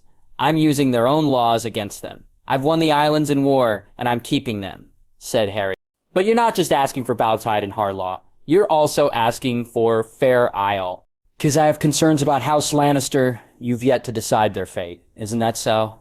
If they were to maintain control over Casterly Rock and Lannisport, they could rebuild their fleet given enough time and pose a threat against the western shores of the north. We need Fair Isle to combat such a hostile move from happening in the near future, Harry explained. The royal fleet will come to your aid should something like that happen, Harrion. Jon Arryn promised. The royal fleet is moored at Dragonstone. By the time your fleet sails around Dorne, my people would have suffered enough causalities, and I won't stand for it. Harry shook his head. You won't stand for it, you say? Last I checked, Eddard Stark is the Warden of the North, and I'm the Lord of Avalon, the Shield of the Western Seas. I command the North's fleet, and I'll not tolerate a threat to fester on our western shores from the Ironborn or House Lannister. Harry said firmly, even though he was making up the titles as he spoke. Ned, surely you see how unreasonable these demands are. Jon Arryn pleaded, looking at his foster son imploringly. I understand your concerns, but I've talked with the Lords of the North. Houses Ricewell, Dustin, Tallhart, Glover, Mormont, and many others are concerned about retaliatory raids on the shores of the North in the future. They have voiced their support for assimilating Blacktide and Harlaw. Fair Isle, on the other hand, can be discussed. Eddard said slowly and carefully. We'll drop our demand for Fair Isle if House Farman agrees to basing rights for the North, said Harry. Basing rights? I don't understand, Jon Arryn said confusedly, looking between Eddard and Harry warily. The North seeks to build a port on Fair Isle where we can anchor a portion of our fleet to dissuade the Westermen or the Ironborn from taking any hostile action against the North, said Harry. This is still not acceptable. You must understand that this has never happened in the history of the Seven Kingdoms. Jon Arryn vehemently refused. Of course, it has happened. Harry rolled his eyes at the apparent sweeping statement made by Jon Arryn to sweep his demands under the carpet. Take House Baratheon, for example. King Robert reduced the lands held by House Connington for supporting the Targaryens during the rebellion. He did the same to the Dairy, Thorne, and many other crownland houses that supported the dragons. Even you, Lord Arryn, took land from Lord Grafton for siding with the dragons in the rebellion. House Connington was sworn to House Baratheon. When they broke their oaths, Robert was right to take lands away from them. The same goes for House Grafton. They are sworn to House Wren. Does the North have such a relationship with Blacktide, Harlaw, and Fair Isle? No, the North does not, Harry agreed. But House Baratheon have such a relationship. The Ironborn and Westermen rebelled against House Baratheon, so the Iron Throne can act, but you prefer not to concede to our demands. I'd prefer not to take such actions against the Ironborn, or the Westermen. Then you'll be disappointed to know I won't be ceding an inch of land I took from the Ironborn. You'll also be forcing my hand to invade and occupy Fair Isle if you persist in denying our demands. Harry said firmly, taking to his feet, Do you realize what you're— Yes, I know what I'm doing, Lord Arryn. For 12 years you have ruled as the hand of the king. During this time you filled the small council with Southerners, most of them Vale men. Your pirates in the Three Sisters attack our trade ships with impunity, and now you're trying to stop securing the western shores of the North from our enemies. We'll take more than a few islands if you deny us what we ask. You'll have a rebellion in your hands, Lord Arryn. Harry threatened coldly, a northern rebellion for independence. And unlike those who failed, we will succeed. You have till sunrise to issue the orders. Eddard, do you have nothing to say after hearing all this? Jon Arryn asked, looking hopefully at his foster son, sporting a defeated look. It's only because of my father that the Northern Lords have not openly revolted against the Baratheon rule, Harry said coldly. You've thrown the Northmen into 2 wars that had nothing to do with us, and not once you've rewarded us. You fill your small council with Andals and still proclaim you represent the king of the Andals and the First Men. You'll give us equal representation in the small council or accede to our demands. Either way, you have till sunrise, Lord Arryn. After that, we Northerners will take matters into our own hands. Harry warned, holding the door open while looking pointedly at his father. I'm sorry, John. Eddard began with a sigh as he stood up from his seat across from his foster father. If we don't do something now to appease the Lords of the North, I'll not be able to control them in the near future. I see no other way to put down the festering resentment. With that said, Eddard walked out of the room without turning back. Keep this in mind, Lord Arryn. You have till sunrise to decide. Harry warned before he followed his father out of the room. Once Harry was out of Jon Arryn's room, he was relieved to have convened a meeting of the Northern Lords with his father present before meeting with Lord Arryn. When he raised the demands of the new land grants, the Northern Lords were enthusiastic about their support. However, Harry felt they just wanted the lands to get something out of the bloody war they fought. Most of them were not even thinking of the long-term benefits of spreading out a sizable fleet along the Sunset Sea and the obvious trade benefits that follow once the Ironborn were destroyed for good. Or maybe they were aware of the military implications of capturing these islands and using them to spread out the northern fleet across the vast expanse of the Sunset Sea. Either way, the Lords of the North were eager to expand the North's holdings, which was why Eddard Stark had no reason to hold firm before Jon Arryn. That, and Harry shamelessly used the Imperious Curse on his father to make everything go smoothly. Now the ball was in Jon Arryn's court. Whether the Hand of the King would call his bluff or accede to his demands could be known tomorrow. For now, he accompanied his father and conveyed to the Northern Lords about their conversation with Jon Arryn. When the morning came, it was with another meeting with the Hand of the King.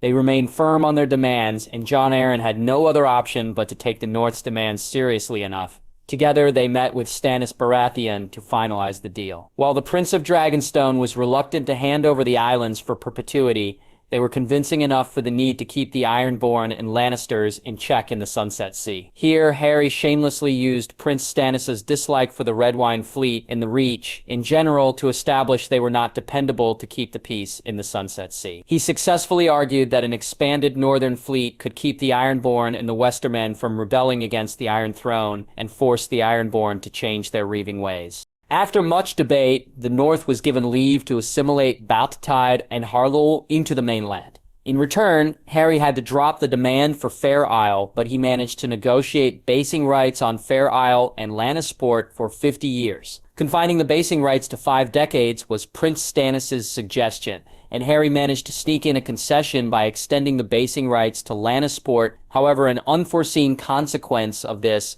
was Prince Stannis also became intrigued by the idea of using basing rights for a certain amount of time as a threat to contain any future expansion of the Lannister fleet. As a result, when Prince Stannis held the court that morning, not only did he declare the lands gained by the North, but Stannis also made it clear that the North and Iron Throne would have the right to anchor their fleets in Lannisport for the next 50 years. That morning was also witness to the execution of Tywin Lannister. Stannis, however, developed a diplomatic bone overnight, as he gave the honor of taking the head of Tywin Lannister to Prince Oberyn. Or there was some kind of agreement between the Iron Throne and House Martell that I was unaware of. Harry mused. The deal might have been made because Harry hadn't dug deeper into Prince Oberyn's mind the last time they met. Either way, it was a wasted effort from House Baratheon. The Martells were not going to stop with the blood of Tywin. They would come for the Iron Throne to stake the claim of Aegon Targaryen on that monstrous throne. He could clearly see the bloodbath that'd be unleashed in the next few years, as lords high and low would take sides for another war over the Iron Throne. Harry theorized there'd be a long series of recurring wars over the Iron Throne, so long as the Targaryens could never reclaim their dragons. For a moment, Harry entertained the idea of propping up Jon as the King of the Seven Kingdoms. It was doable if Jon could bond with Cuddles at some point, but he abandoned the thought just as it came. While there were certain advantages in having Jon as the King of the Seven Kingdoms, it involved pulling the North into a needless war. It also opened up a lot of unasked questions about Lyanna's relationship with Rhaegar. Even now, Rhaegar Targaryen was seen in a better light than Robert Baratheon in the South.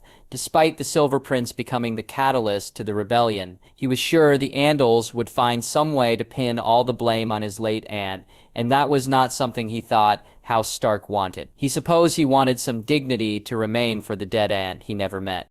I'll let Jon decide, Harry decided. When the time is right, he'll know the truth, and he can decide what he should do.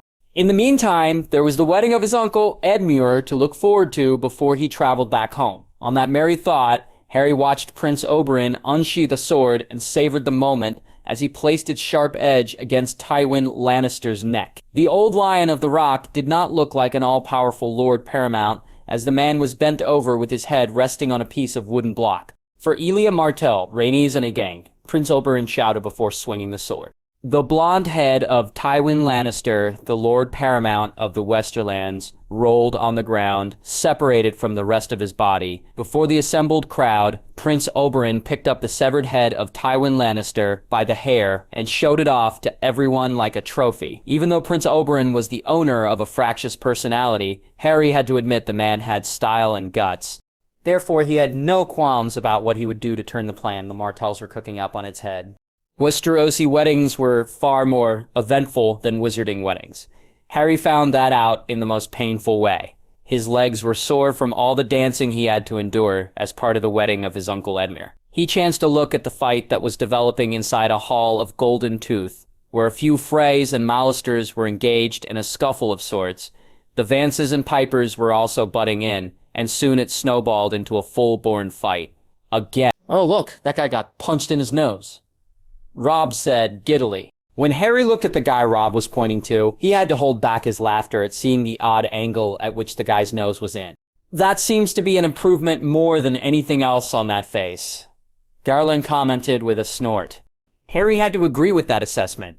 The entirety of House Frey was a bunch of assholes, and they looked like they had a genetic disease running through their whole family. The more Freys he encountered at the wedding, the more he was sure they were suffering from a magical curse or something. Even the Targaryens who wedded brother to sister were said to be hauntingly beautiful, and they were the most inbred family in the history of Westeros. So to see House Frey suffering from what he first assumed was the after effects of inbreeding, he could only think of a magical curse gripping the entire family. Whatever it was, it must have been done by a powerful sorcerer or magical creature. Bloodline curses were no easy feat for a magical being to bind into a bloodline. He'd know, as he was intimately familiar with the blood curse in his late wife's family that claimed Daphne's and Astoria's life, despite their young age.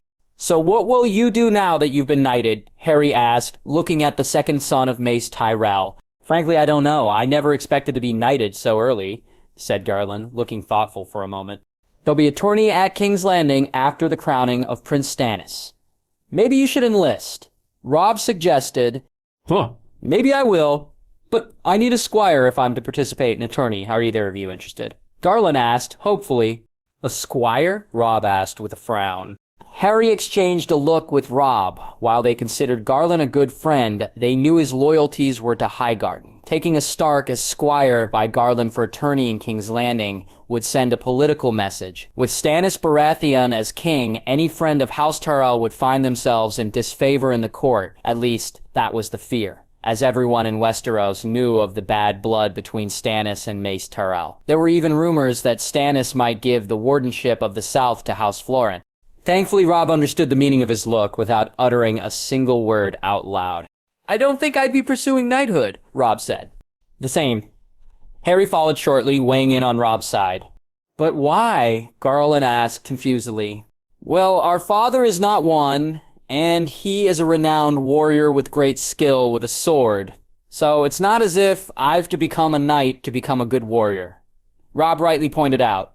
"And I mislike the oaths sworn by the knights and the anointing ceremony. They have too much connection to the faith of the Seven," said Harry.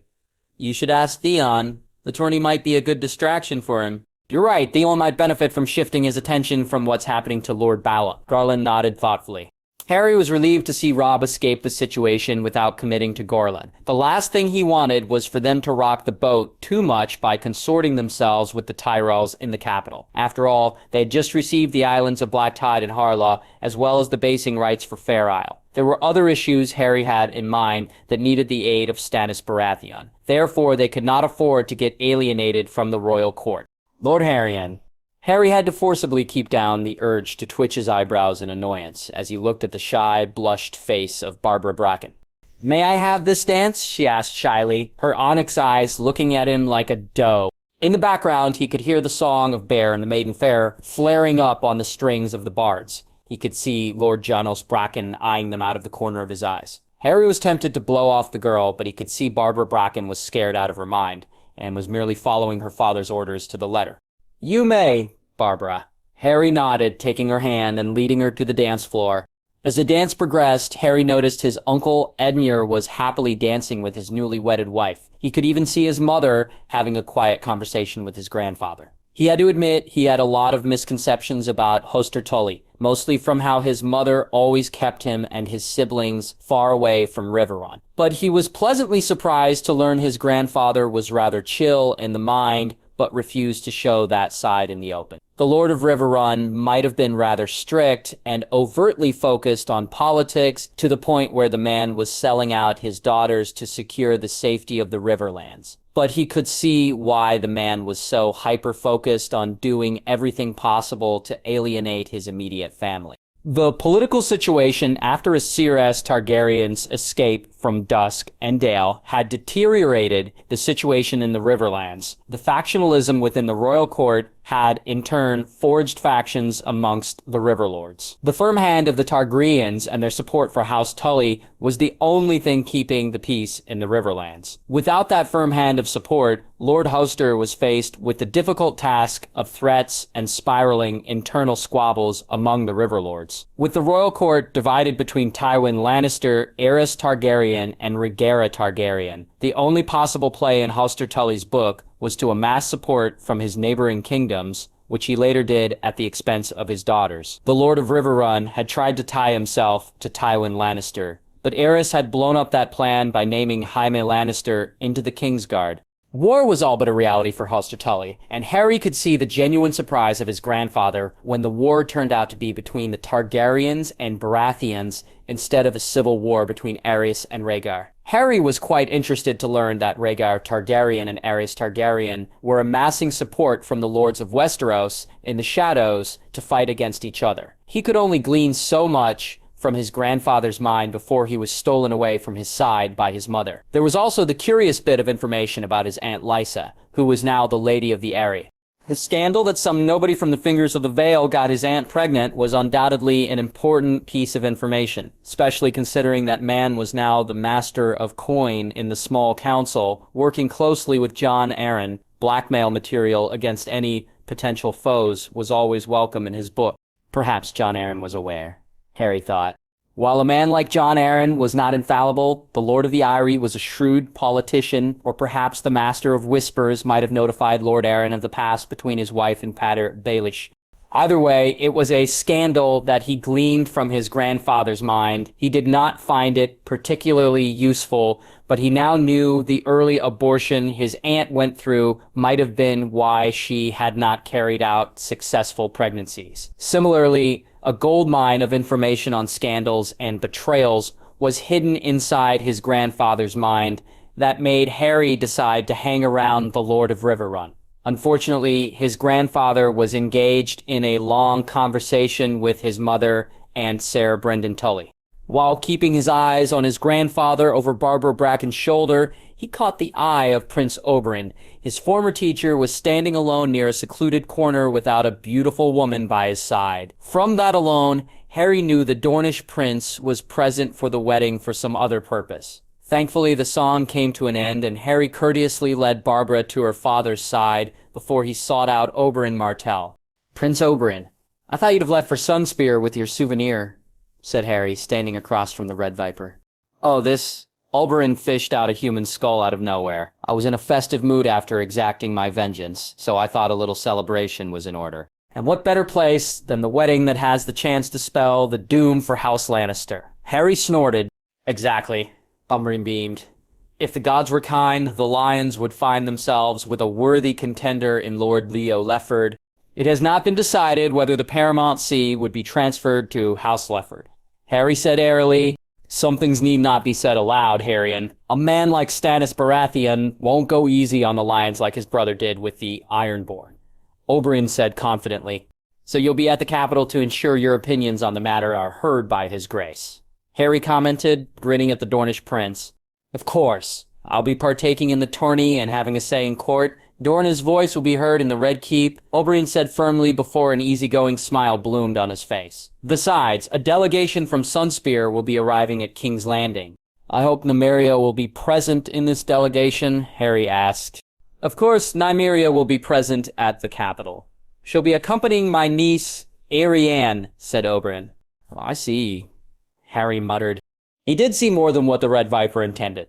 The mind of Oberyn Martell was like an open book to Harry, thanks to his skill in the mind arts. Therefore, all the plans being spun by the Vipers of Dorne and the Varys lay bare before his mind. Nymeria often said that Arianne was the bolder but shorter version of herself. "I suppose it'll be fun to meet more of your family, Prince Oberyn," said Harry. "Indeed. My niece has been most eager to meet you as well," said Oberyn, a grin tugging at the corner of his lips. "I bet." Harry thought amusedly. "Betting. It's time for the betting ceremony." There was a clamor in the hall of Goldentooth as men and women rushed towards the groom and bride. "Come now, student of mine. This will be your first chance to remove clothes from a woman's body," said Oberyn. "I'm not much of a proponent of tradition that strips women off their clothes by strange men on their wedding night." Harry deadpanned. "Your loss." Oberyn shrugged before rushing into the clamor to strip Alysanne Ludford bare. While the lords and knights heartily stripped the new Lady of Riverrun, the ladies of the realm were doing something similar to Edmure Tully. Unlike Lady Alysanne, the heir of Riverrun was enjoying the ladies' attention as they stripped him out of his clothes. The bride and groom were led into their marriage bed, and that was the last Harry saw of his uncle and newly wedded aunt. He had the chance to meet them at a private dinner at Riverrun, hosted by his grandfather. It had the added benefit of a familial ambience for handing over a gift he was preparing for his uncle.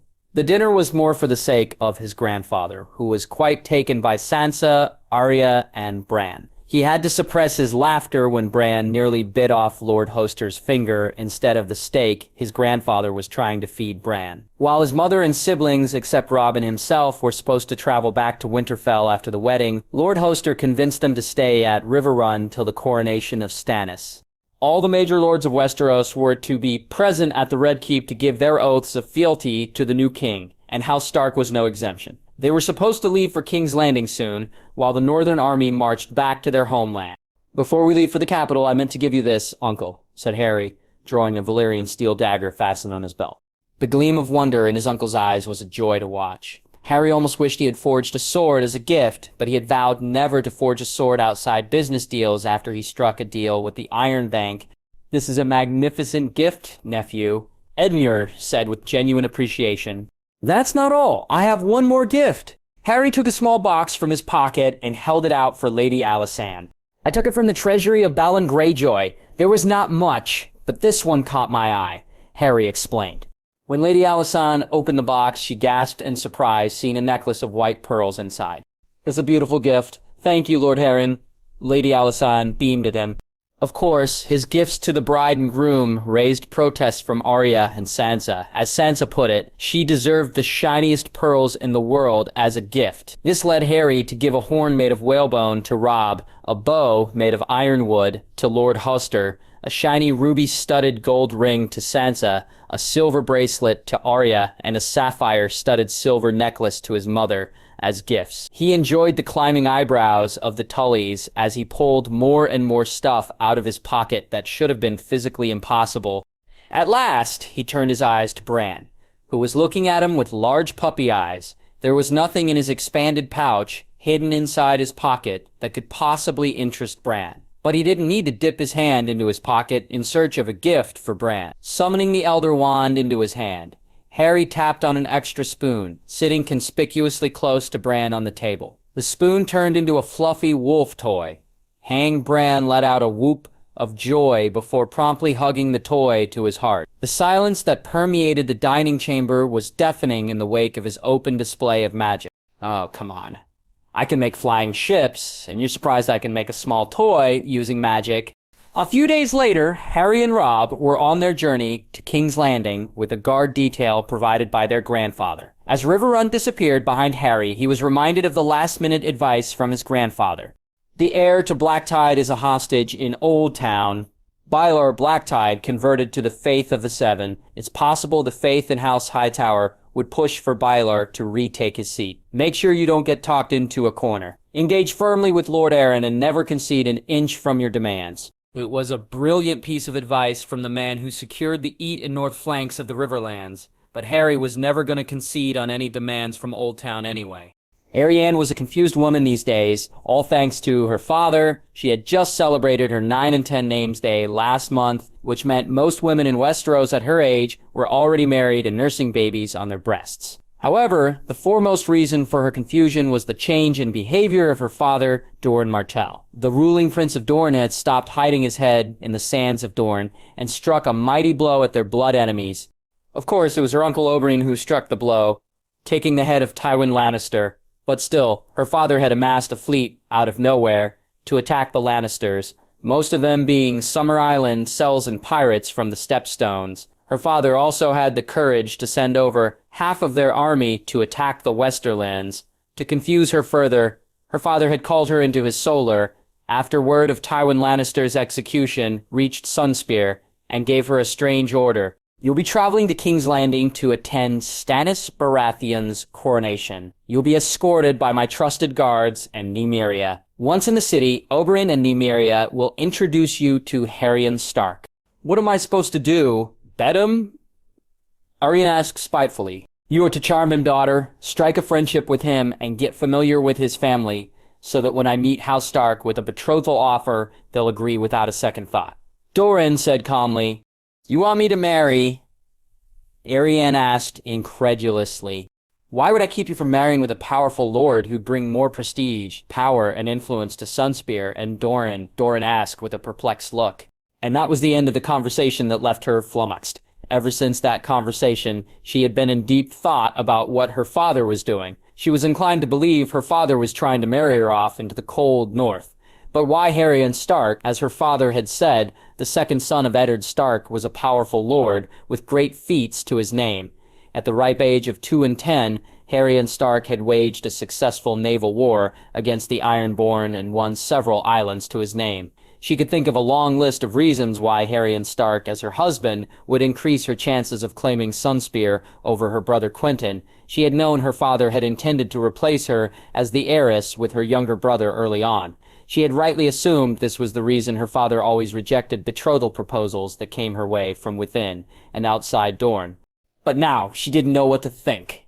According to some rumors, Haryon Stark was rich, powerful, a dangerous foe with his unique magic, and most importantly, the owner of a sky fleet that puts the dragons of House Targaryen to shame. There was also the fact that her uncle spoke highly of Haryon Stark, and the Stark boy was her uncle's student. While she misliked her father's decisions, she trusted her uncle never to lead her astray. Therefore, a question remained burning in her mind. If her father meant to replace her with Quentyn, why was he ensuring more power to her side by offering her hand in marriage to one of the most powerful lords of the Seven Kingdoms? Did her father finally come to his senses and abandon his plan to let Quentyn inherit Sunspear, or was this some sort of ploy to steal her rightful inheritance? Arianne admitted she was out of depth in seeing through her father's plan. I assume you've been told what is expected of me with Haryon Stark, Arianne said, tightening the cloth, protecting her mouth, ears, and eyes from the desert winds. Yes, Princess. Nymeria nodded briskly. You've known him far longer, cousin. Tell me everything you know of Haryon Stark, said Arianne, setting her eyes on Nymeria, who was riding a horse like her, as they neared the marches. Arianne listened closely, hanging on to every word of her cousin Nymeria. Of course, she would not take everything said by her cousin as the ultimate truth. No, I'll make the judgment when I meet Haryon Stark. If he can deliver Dorne, that should make him a valuable suitor to my hand in marriage. Arianne thought.